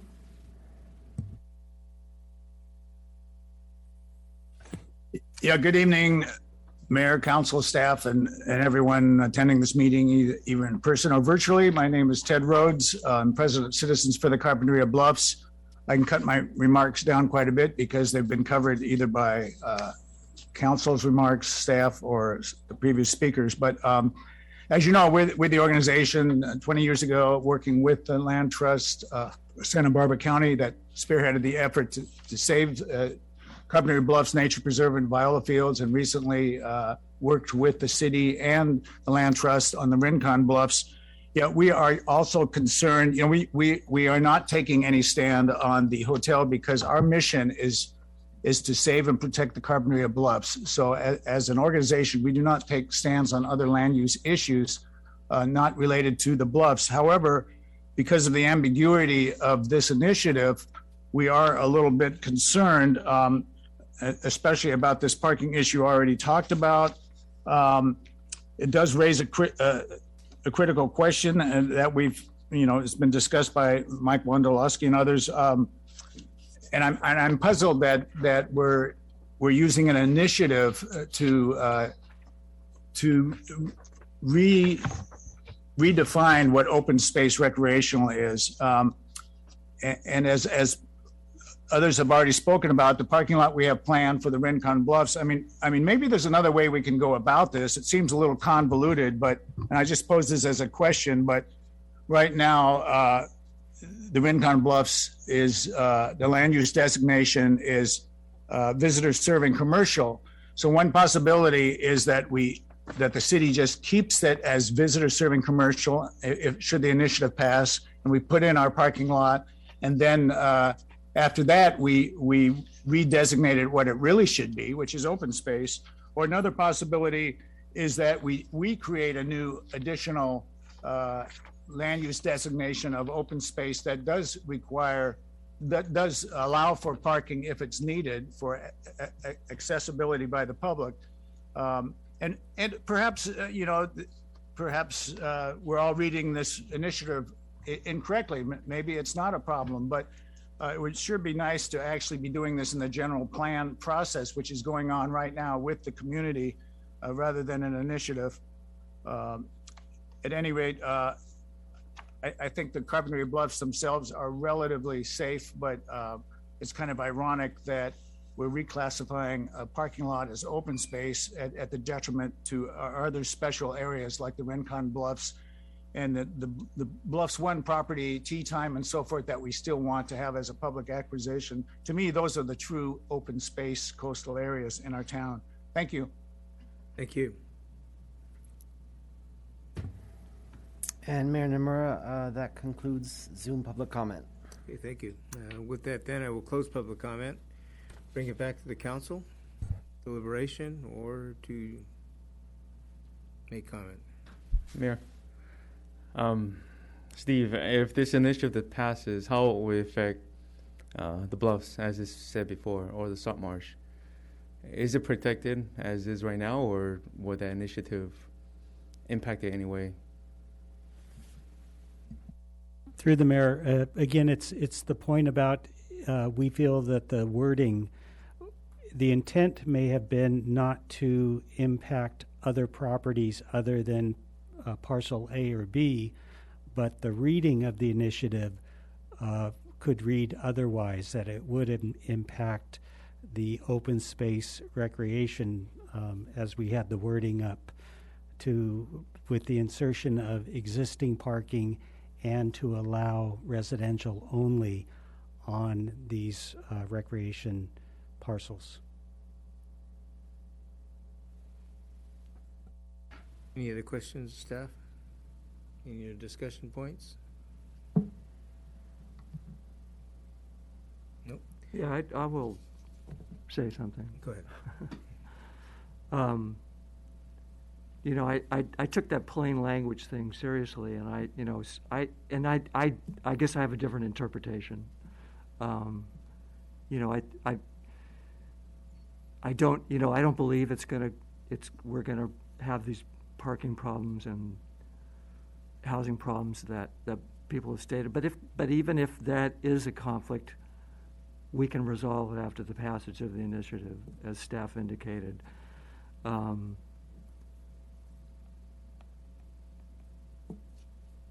You know, with regard to the fiscal impact, I think there's a couple important issues to expand upon.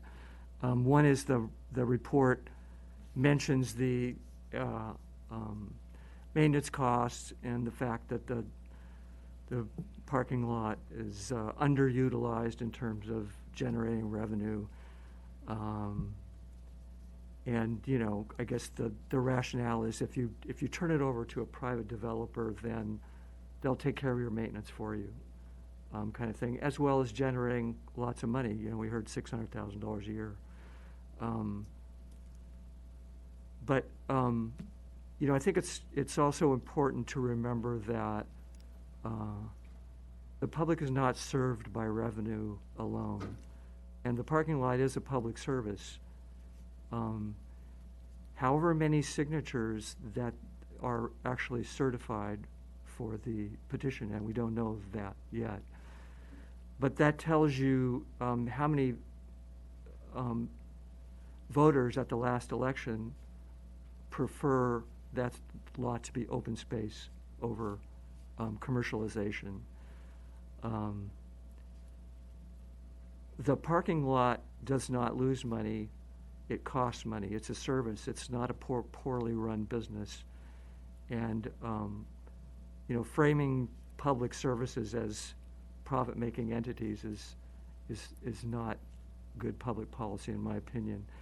No one ever says that, for example, the military loses hundreds of billions of dollars a year. Nobody ever says that. So where does the money come from to do all the things, to maintain things and to have money for the future, to do all these exciting things that we want to do? You know, and our expenses are rising, and we do need more money. I mean, that's true. But as I've said before, we already have that money, and that is Measure X, which was an idea hatched by the Finance Committee about the same time the City Fathers came up with the idea for the Surfliner Hotel, and the Measure X has performed very well and is now our largest source of income and has a nice fund balance and will produce over $3 million this year. So I think that's you know, important thing to consider in terms of revenue. In my observation, tourists are not attracted to town by the development of a hotel, but they're precisely attracted to our town because it's not over-commercialized. If you've been to some places like Huntington Beach, you should go there. They're not attractive places anymore. In terms of high-end accommodations, that needs already being met in short-term rentals in the beach area. And the hotel offers, for the most part, only low-paying jobs. Yes, they're jobs, and they'll be important for somebody, but it's not a big number job. So those are just my observations. I support the report, even though, you know, I have those differences. Because of the, as was mentioned, it was kind of difficult reading, but you know, I think the conclusions are there. So, and I support those. Thank you. Thank you. Any other comments? I do. Great report. I feel this initiative is a big risk to what we have fought so hard for, and that's to keep our open space. You know, to rezone this would be detrimental to, I believe, the bluffs and who knows what else. So I'm concerned. I'm concerned about what lies before. So, yeah, this. To the mayor. What I took in this evening was I'm concerned about the petition, the people that signed the petition to get this initiative on the ballot, that they were just thinking hotel or no hotel. I'm not saying all of them, but for me to understand this initiative, it's quite complicated, and there's a lot of issues that are out there. And it's not about just a hotel or no hotel. There's much more to it. And And I did receive the letter from the attorney, and I was startled to see that his address, or her address, I can't remember which, it's a firm, their address is Wilshire Boulevard in Los Angeles. And that's, I can't help but say that because that was at the title at the top, so that concerns me. But, you know, it's already clear that this has become it's going to become a legal issue, and it's sad. But it's like I say, the initiative, it wasn't just a hotel or no hotel, there's much more to it.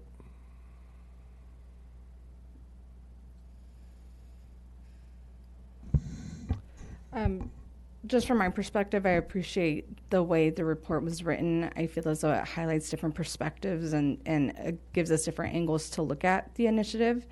But I do believe that those ambiguities, as stated in the report, can have unintended consequences to the future of Carpinteria, and so that is a piece of concern on my end. Thank you. Quick comments from me. This is a receive and file the report recommendation by staff. For us to make comment on this right now, it becomes, in my opinion, something that the voters are going to make a decision on ultimately, and this is the direction that we are going to go. There are concerns whether or not there are ambiguities in the plan. That's been argued both directions. However, I think as we move forward with this one, we will find out, in fact, if there are, we will be able to then realize those and see what actions needed to be taken to rectify those, even before or after the passing of this one. So I want to thank the staff for going above and beyond getting their report done, because they had to do it in a fairly timely manner. They weren't given a lot of time for that one. But I also like to commend those of you that got the signatures out there. I know that was a lot of work.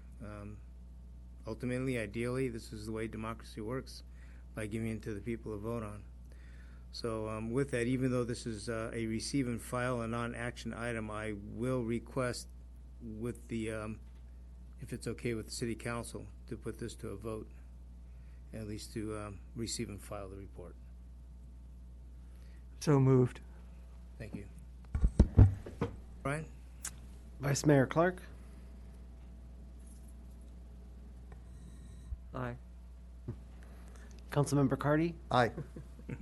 Councilmember Alarcon? Aye. Councilmember Lee? Aye. And Mayor Nomura. Aye. Thank you very much. Thank you, everybody, for participation. We have 3 more items on the agenda. I don't know if you guys want to take a 5-minute break. Yes. I got a lot of yeses. So we will take a 5-minute break. We will re-adjourn in 5 minutes.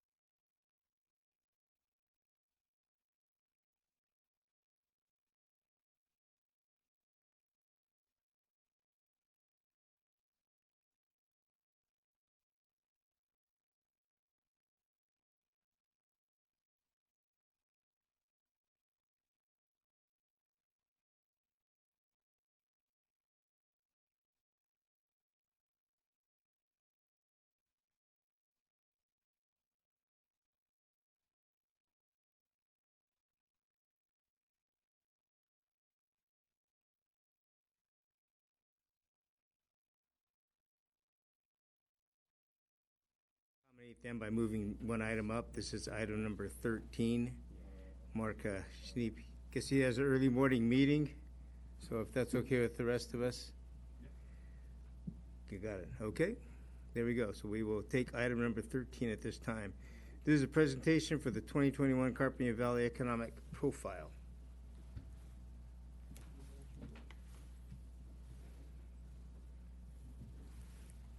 Is there a control?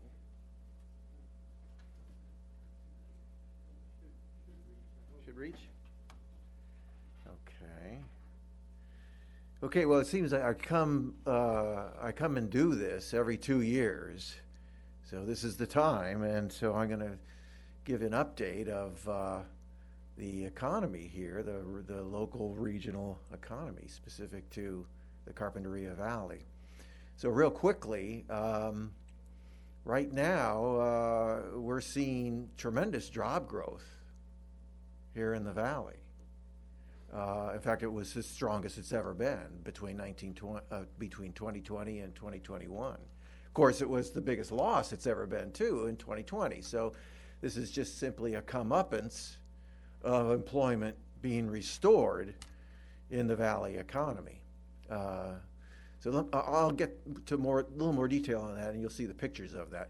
Real quickly, too, tech and visitor industry remain the key engines of growth here in the valley. Your commercial space is extremely scarce. The pandemic didn't change really anything. Okay, at least not yet. And I don't really anticipate much. Housing demand is stronger than ever. I don't need to tell you that. You already know that. Not much development at all in the valley, throughout the valley. But none of that's really expected.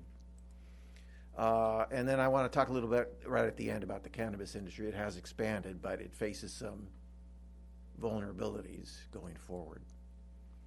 So real quickly, here's just a synopsis. This is where you are, given all our research that we just concluded in the fall of this year. So the Greater Valley has a population of just over 20,000 people. In the city, it's 13.2. The number of employed, of that 20,000, 11,000 people are employed, doing something, somewhere. Not necessarily in the city, but they are employed.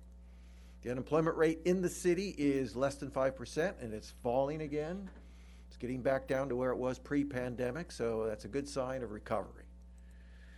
Medium household income for Carpinteria, Santa Barbara County, and California, there they are. So Carpinteria is very, relatively speaking, very high incomes, okay, relative to the county, relative to the state. And the selling price of homes in 2020, it was $1.2 million. This year, to date, through November, $1.75 million, okay. Compare that to California to date at the same time, it's $811,000. So Carpinteria, median price of homes selling here, single family detached, is twice that of the state. Okay, real quickly, let me just go through these. You can kind of pick out your favorite charts, but so here's total employment. You can see it went way down in 2020 due to the pandemic, and then it went way back up this year. Now, this year isn't over, but this is the rate at which it's proceeding, so we're pretty confident that's the way it's going to end. Okay, another way to look at this chart, by the way, there's 11,000 people, as I say, employed in the valley. There are 9,300 jobs in the city. That is from employers located in the city or Carpinteria Valley area. Here's another way to look at that. This is jobs created year by year. You can see the pandemic knocked off about 700 jobs in 2020, but in 2021, you've gotten 600 of them back. So you're nearly back to where you were pre-pandemic. So excellent recovery is occurring here. And a lot of that is due to the fact that you've got a tech industry that a lot of these people could work from home. So they weren't displaced. Here's quickly, we did the survey of the largest employers. So this is fresh, updated data of who the big guys, the big gorillas in the valley are, and Procore is, of course, still number one. Compared to our previous survey 2 years ago, this is the direction in which these companies have moved regarding their head count. So Procore is down, Agilent is up, LinkedIn is up, the school district is down, Gigavac is up, NewSil is down a little bit, Plan Member Services up, Vega same, AGIA down, and Freudenberg is the same. Real quickly, I just wanted to put this up. I looked on LinkedIn for Carpinteria Valley and looked at their help, who are they recruiting? This is the number of help wanted ads that each one of these companies had just a few days ago. So you're not quite back to where you were pre-pandemic.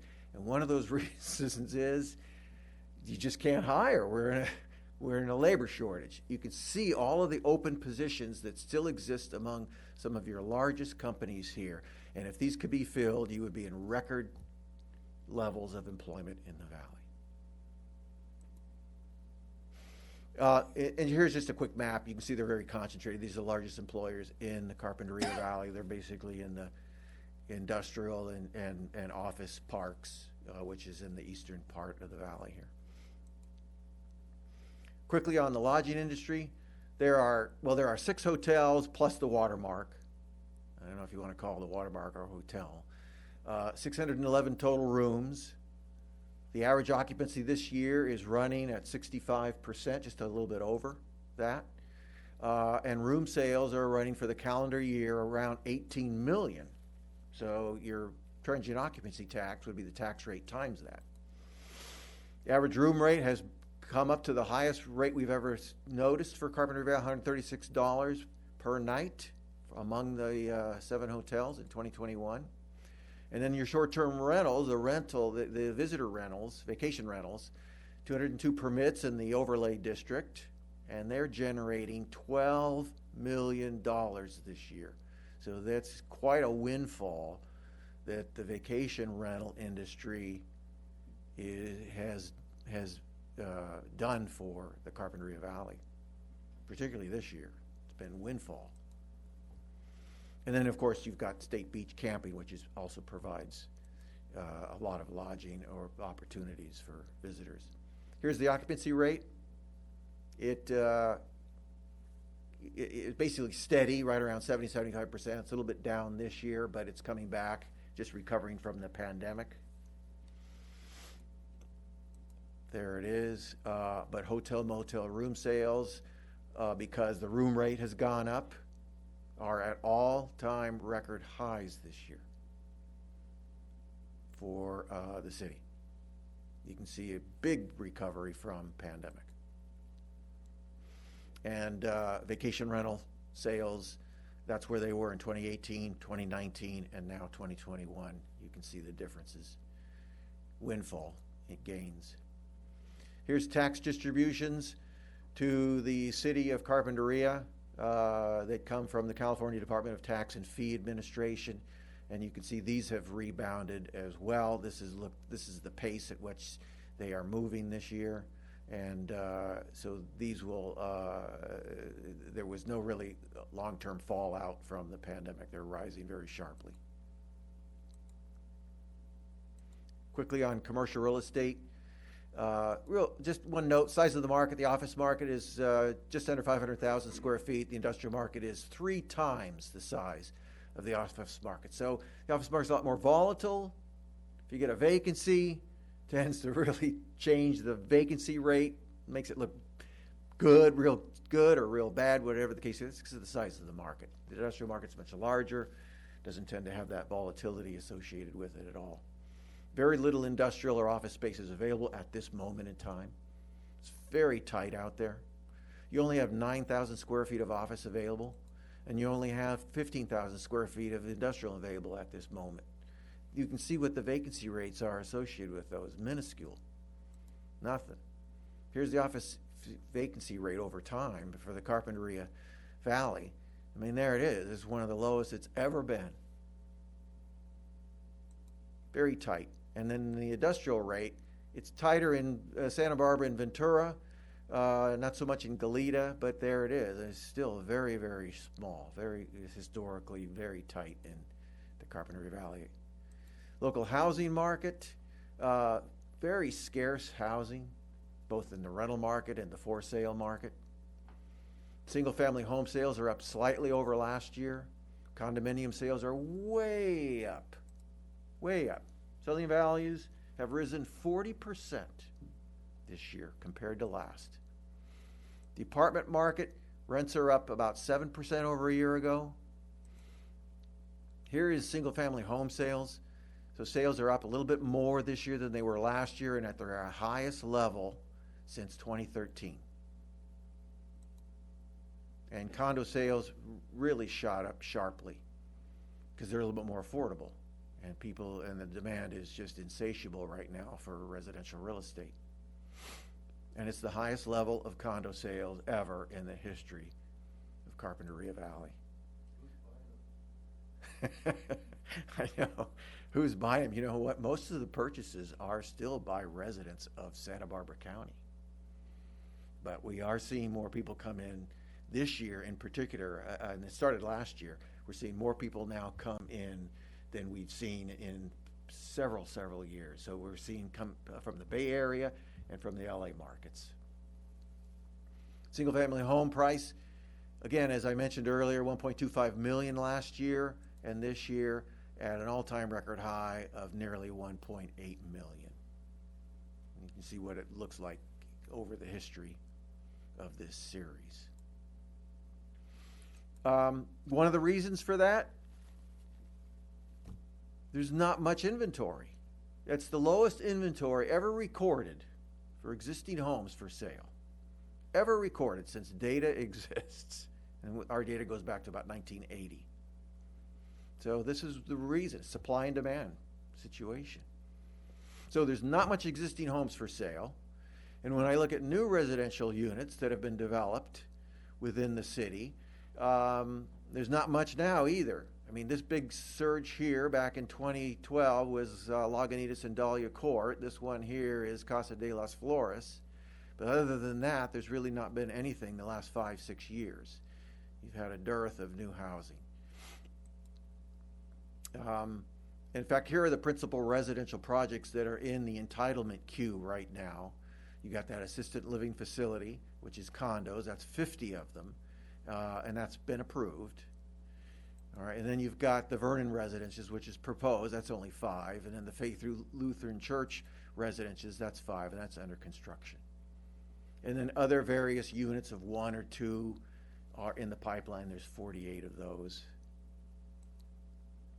And then the non-residential projects, you've got Lagunitas mixed-use office, which has been on the books for quite some time. The Barton Myers office, that's proposed. M3, they're revising their application. The Villarreal Hotel, EIR, and then of course the Surfliner Inn, which is just at this point just proposed. Those are the principal projects in the queue for both residential and non-residential. Finally, I just want to touch on this. You should know about this.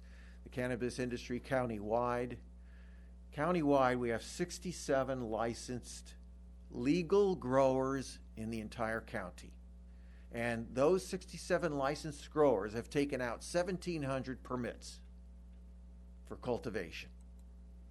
Okay, that's second in the state behind Humboldt County. So Santa Barbara County is number 2 in all of California. There are 324 permits in Carpinteria Valley for 29 growers. So Carpinteria Valley represents 43% of all the growers in the county and 18% of all the permits. So it's a high concentration here. It's a big growing area for cannabis. Plus, there's 15 manufacturing permits for processing in the Carpinteria Valley. Now, the issue that's on the table right now, it's going on in California, it's big news, is that wholesale prices are plummeting for cannabis. Prices are down 60% from last year. And that makes small cannabis growers, which are predominantly what is here, vulnerable to, this sort of the price pressures. And you can see this when you go online. growers are very alarmed at wholesale prices falling so precipitously right now. They don't know what they're going to do. Okay, that was in August. So here is the average cannabis spot price per pound in California. You can see that in June, which is on the extreme left of just this year, just a few months ago, it was $1,500 a pound. In November, it was $980. It's falling like a rock right now. Makes it very tough for growers. And then, of course, California legal market has got to compete with the underground market. And that makes it very tough. The strict regulations have caused most of the original industry operators to either close, leave the state, or sell in the illegal market. And the illegal market is still twice the size of the legal market. The illegal market is twice the size. So that poses challenges for cannabis industry and the legal market growers. Something for you to be aware of. Okay? And just real quickly, here are the towns with the most permits in all of California. And here's the number of companies. So you can see Carpinteria Valley is third in the state. 324 permits among 29 growers. Okay. My summary, the local labor market is at full employment and creating jobs and restoring everything lost. It was lost in the pandemic. The tech sector is still quite resilient, growing again. The visitor service industry is flourishing. Your vacation rentals are providing a meaningful boost. Extraordinarily tight apartment market and tight commercial real estate markets are currently the status quo here. And then 20% of Santa Barbara County cannabis harvest is from the growing population of cannabis here in the valley. Okay, that's my report. So, what do you predict for next year? In terms of what? Everything. You know, as I write about what the key economic issues are right now, and you pretty much know what they are. The number one is inflation that we're seeing. We haven't seen this kind of inflation in 30 plus years. So the inflation is a big if. And then the supply disruptions that we've had that have created shortages. And then the labor supply, the labor force not coming back from the pandemic. And that's creating the labor shortages. So we've got product shortages, labor shortages, we've got inflation. And then we've got this pandemic that never seems to end. So the pandemic really is driving, you know, it's all about the pandemic when we think about the economy next year. We need this pandemic to go away, and then we can kind of get back to normal. But until that happens, we're kind of subject to the uncertain vagaries of how our public health communities, you know, interpret what the pandemic is going to do and what they impose on, of course, the business communities. So that makes that's a real uncertainty. We do think that inflation will ultimately abate, probably not until well into late next year or the following year. We do see the supply disruptions getting resolved. You know, that's just one of those things that you need to work through. That was pandemic driven. We do see the labor force ultimately coming back, because the people that are not coming back are those that are still taking care of their kids, homeschooling them, or taking care of sick and elderly, or have just made so much money from the government giveaways that occurred this year and last year that they're not quite ready to go back yet. But all that will resolve itself. And so the only uncertainty that I don't see resolving itself is when will the pandemic end? So we need that to end, and then I can predict things a lot better. What about avocados, lemons, and the rest of the ag in the valley? I know this is outside the city limits. Greg, you want to turn on your mic? Oh, I'm sorry. What about the rest of the ag products in the valley? Well, agriculture is really moving towards record levels throughout Santa Barbara County in almost all product levels, particularly wine grapes. But of course, that's really not a real big issue here. You've got some, but avocados are probably at record levels, although they faced significant competition from Mexico in many years. But agricultural products should be at, as I said, all-time record levels when the final crop reports come in for 2021. So I look for agriculture to continue to be on an upward movement, as it has been for as long as we've been recording it. Yeah, I know some of the ranchers, the farmers are trying to decide if they should just shut some of the water off in some of their orchards and just give up on some of their groves, avocados. Oh, is that right? Well, the competition from abroad has kept prices very, very low. You know, and that's one of the reasons why they're probably saying that, is that, you know, their harvests are good, but they face such steep competition and foreign volumes coming in that the price structure is not changing much. So that's the reason. And that was the reason why the flower industry changed to cannabis. Yeah, yeah.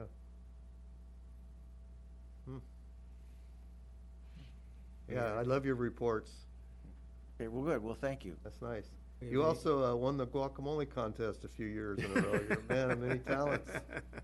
2 years. 2 years in a row. I can't wait for the festival to come back. Okay, real quick, we'll go to public comment just to make sure there's nobody out there wants to have any questions for you. Mayor, we do. Mike Wondolowski. Mike, go ahead. Thanks. Good evening. This is Mike Wondolowski speaking for Carpenter Valley Association. And the overall report is a very useful document. However, I question the accuracy of at least some of the data analysis in the report. I hope the overall conclusions are valid, but after only a cursory viewing of the report, I found multiple errors.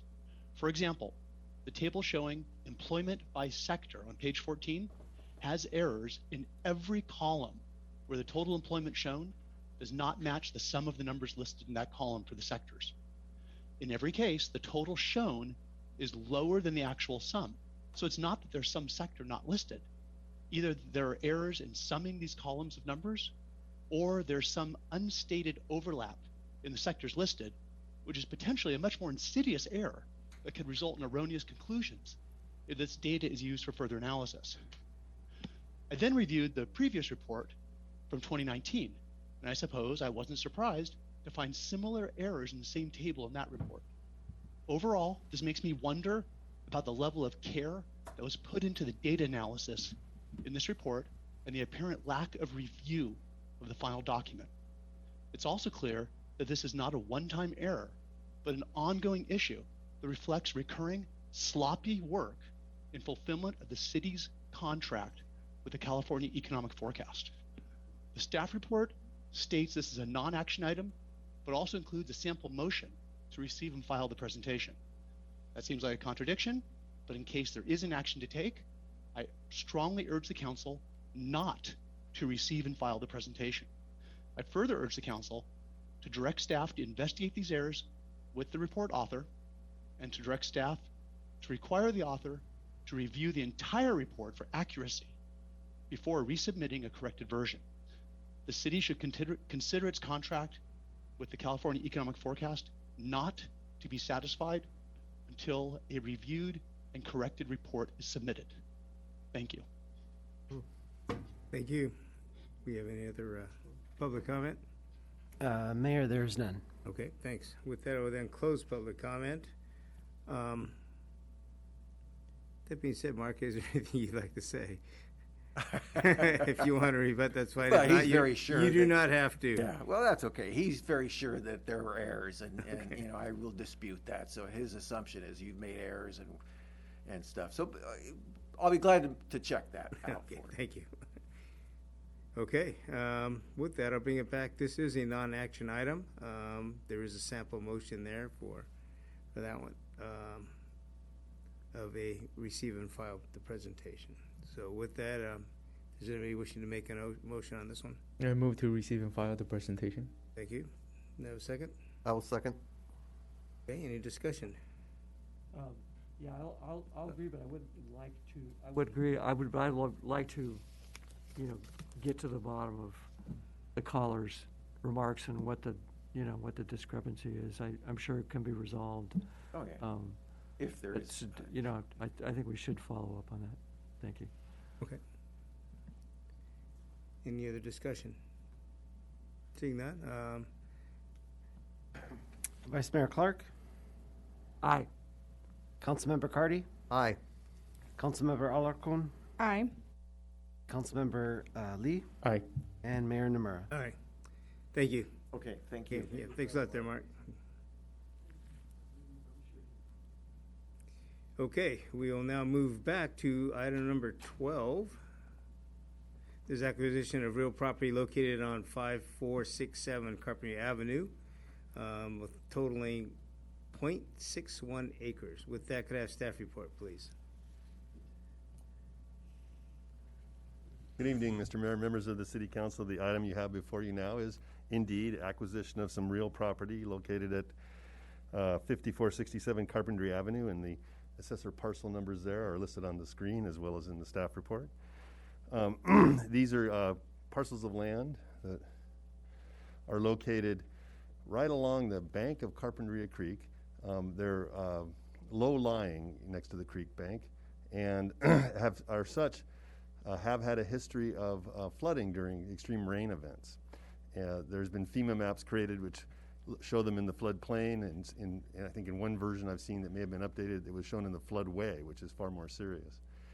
In 2018, when we had that tragedy of the Montecito debris flows, I guess that was in 2018, yes, this property did flood, as did other properties along in the Concha Loma neighborhood. Let's see here. There's a little more of an update. And a disaster area was declared. And in this case, a federal disaster aid grant that was funded through our Cal OES, or California Office of Emergency Services. And it's referred to as a hazard mitigation grant program. And the idea is to fund projects which will reduce future potential for civil damage during storms. And the city applied, I think, for 2 projects. One of them is being handled by Public Works, and it's a Villa Real drainage project. And your Parks Department applied for property acquisition for these parcels, which would in effect take them out of private hands, put them in the city's hands, and we'd be able to manage it differently as Creekside property. There's another APN map that shows the orientation. It's just down the street from the Carpenter Middle School. I think this is the post office property. This is an old motel or drive-in inn. I think it's now used as rental housing. And you can see Concha Loma neighborhood. I think all these parcels flooded in that event as well. And then you can see in red the 3 parcels, a little remnant of the old Coast Highway, this one which has a lot of creek bank, and one of them that has some minor improvements. The improvements are pretty much a garage and a carport. Under the auspices of this grant program, the city would be required to remove those improvements within 90 days of acquiring the property and to restore it as a riparian habitat area. The grant allows the city to operate it as a park property and give it park amenities in it, but really no any improvements that would be vulnerable to a flood, we wouldn't be allowed to put down there. I just want to point out the city did do a hearing called a 65402 hearing, where this acquisition would be consistent with the city's general plan. And the city does have a creek preservation policy, and acquisition of this property would be consistent with that policy in that we would be able to do a restoration project and help the riparian habitat. So here's a financial analysis of this acquisition. The purchase price is $290,000, and the city did get a certified appraisal of that value, and the seller is willing to sell at $290,000. The city would pay the closing costs and the escrow fees, title insurance and whatnot. That's an estimate of $2,500. I show a $10,000 big round number for an estimate of removing all the improvements, that is just demolishing the buildings there. And we're required to do some soil remediation and whatnot in order to keep it from having erosion or other rain event kind of damage.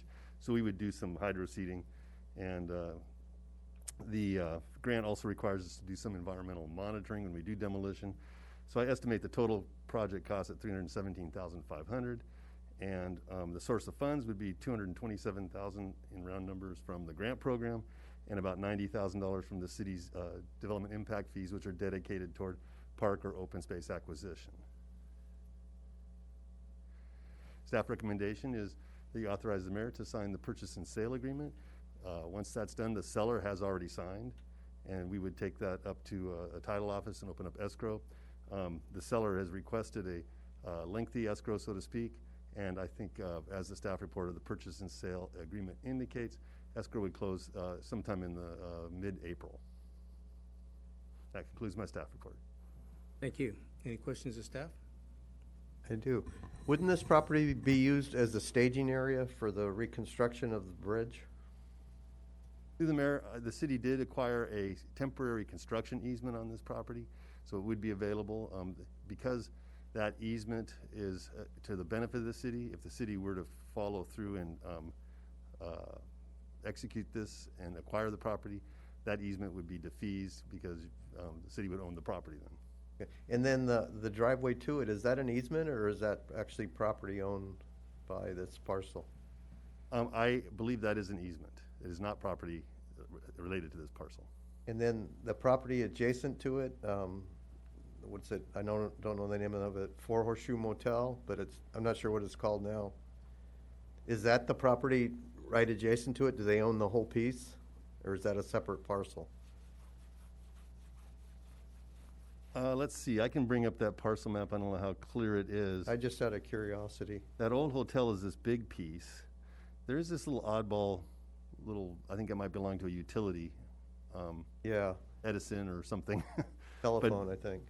But for the most part, the adjacent property is one parcel. It's not owned by the same people as Murphy and King where they are?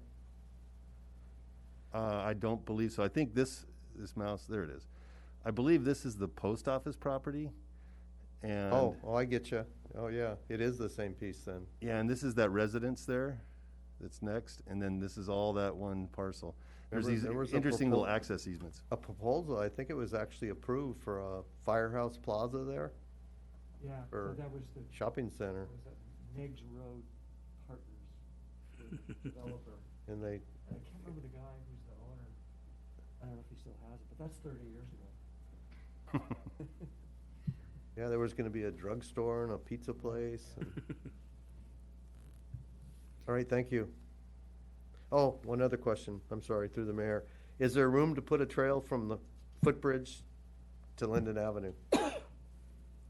Is there any way to get the rest of the connection? Through the mayor, we have not studied that formally. There's a very interesting potential for, some possibilities do exist. It would be consistent with the grant to put in park and trail amenities. So there is a possibility that this would give us more options in pursuing trail connections to 8th Street and to the Carpinteria bike path that now comes up on the north side of the Carpinteria Avenue. There's a Yeah. possibility that it could be a more apt connection could be made. But Yeah. those have not been studied formally yet. Yeah, I've voiced before, I'm in favor of as many of those kind of trails we can get all over Carpinteria. Great. Any other questions, comments of staff? Okay, go to public comment. Mayor, there's no Zoom speakers. Thank you. I will then close public comment, bring it back to the council.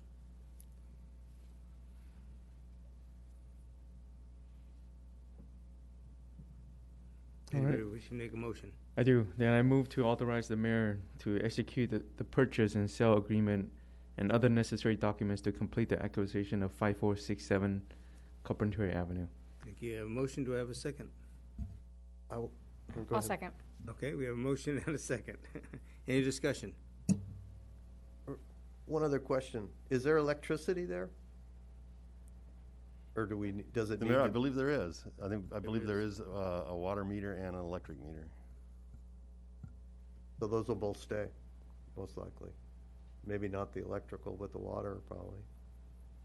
Yeah, I believe we'd want the water for just at least temporarily to establish the riparian, the native plants. I think as we look at exactly how we're going to restore the native vegetation, water will be, a little irrigation water will be necessary. But how's the building there? Well, without getting into the history of why the building's there, it's Yeah, no. or what? It's a wood frame structure, as best I know. That's one thing that we'll be able to do once we are in escrow, is we'll have the escrow or purchase and sale agreement. It allows us to have some more close inspection as for our evaluation period. Yeah. And I think it's just a wood frame, Right, right. 2 to 3 car garage. Yeah. Any other discussion? Brian? Vice Mayor Clark? Aye. Councilmember Cardy? Aye. Councilmember Alarcon? Aye. Councilmember Lee? Aye. And Mayor Nomura. Aye. Okay, our last item up on the agenda here, on other business, this is item 14, joining a national opioid litigation settlement. With that, could I have staff report, please? Thanks, Mayor. As indicated in the title, there has been a national settlement from opioid distributors. They're listed there in the report. And monies are slated to go to local governments that opt in. It is limited to specific services that can be supported by the settlement revenue.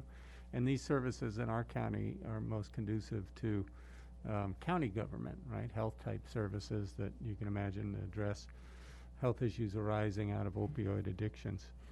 And so the amount of money that could come to the city is really just a trickle. If you do the math, it's probably less than $1,000 a year. But the way this program works, interestingly, is the county has an option and certainly will get settlement amount. And then any city that opts in, that money is in addition to the county money, so it doesn't take away from anybody else. It's additive. And we can then contribute it to the money that the county is getting. And so it seems like a wise thing to do, because you add up a bunch of little bits, and it might make something that's important to providing those services to the county in general and the Carpinteria community in particular. So our recommendation is we go ahead and opt in and get that little bit of money, and then we can collaborate with the county to ensure that they get it for can add it to the programs and services that they'll provide. And if you have questions, I know Jen has done a lot of research on this settlement agreement, so we can answer any questions you might have. Great, thank you. We have any questions of staff? Nope. Okay, public comment. Mayor, there are no Zoom speakers. Thank you. I will close public comment and bring it back to the council. While you're on, I'll move to join the national opioid litigation settlement and authorize the city manager to sign the necessary participation forms on behalf of the city. Thank you. I have a motion. Do I have a second? I will second. Thank you. We have a motion and a second. Any discussion? Okay, seeing none. Roll call vote, please. Vice Mayor Clark? Aye. Councilmember Cardy? Aye. Councilmember Alarcon? Aye. Councilmember Lee? Aye. And Mayor Nomura. Aye. Legislative updates. Dave? Hi, Mayor. We didn't. There's not much going on the legislative front, so we attached a couple of things for your information. And some of this, as you get past the articles, were the 2022 action agenda. So note that on the legislative front.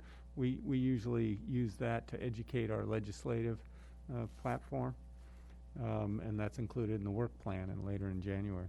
Great. So keep that in mind. Okay. Thank you. Anybody on council have any questions, concerns, or reports on legislative updates? I'd like to say a few things. I'd like to recognize and thank the Carpinteria Lions Club for all that they do for the city of Carpinteria, not just the Festival of Trees event, but throughout the year, every year. And the Festival of Trees, along with the Carpinteria Skate Foundation, was able to raise $47,000. So it's pretty clear that the community is behind the skate park. And I'd also like to say that this was the ribbon cutting for the Wood Skate Park in the train parking lot in 1998. December 13th was today. Oh, my. Good job there on that one, Greg. Exactly. That was very good. Okay, we'll bump in. Actually, we jumped the gun on that one. So any other committee reports or matters presented by council members? Okay. Seeing none, attendance, council members for the next meeting? Looks like we got a little break here, Next year. potentially. Nothing else Maybe not. exciting happens. Okay, with that, before we adjourn, I would like to thank the translators once again for being here, offering your services to us, making sure that we cover all of the areas of the community. With that, everybody, thank you very much. We are adjourned. Everybody, please stay well, stay safe. Happy holidays to everybody. Thank you.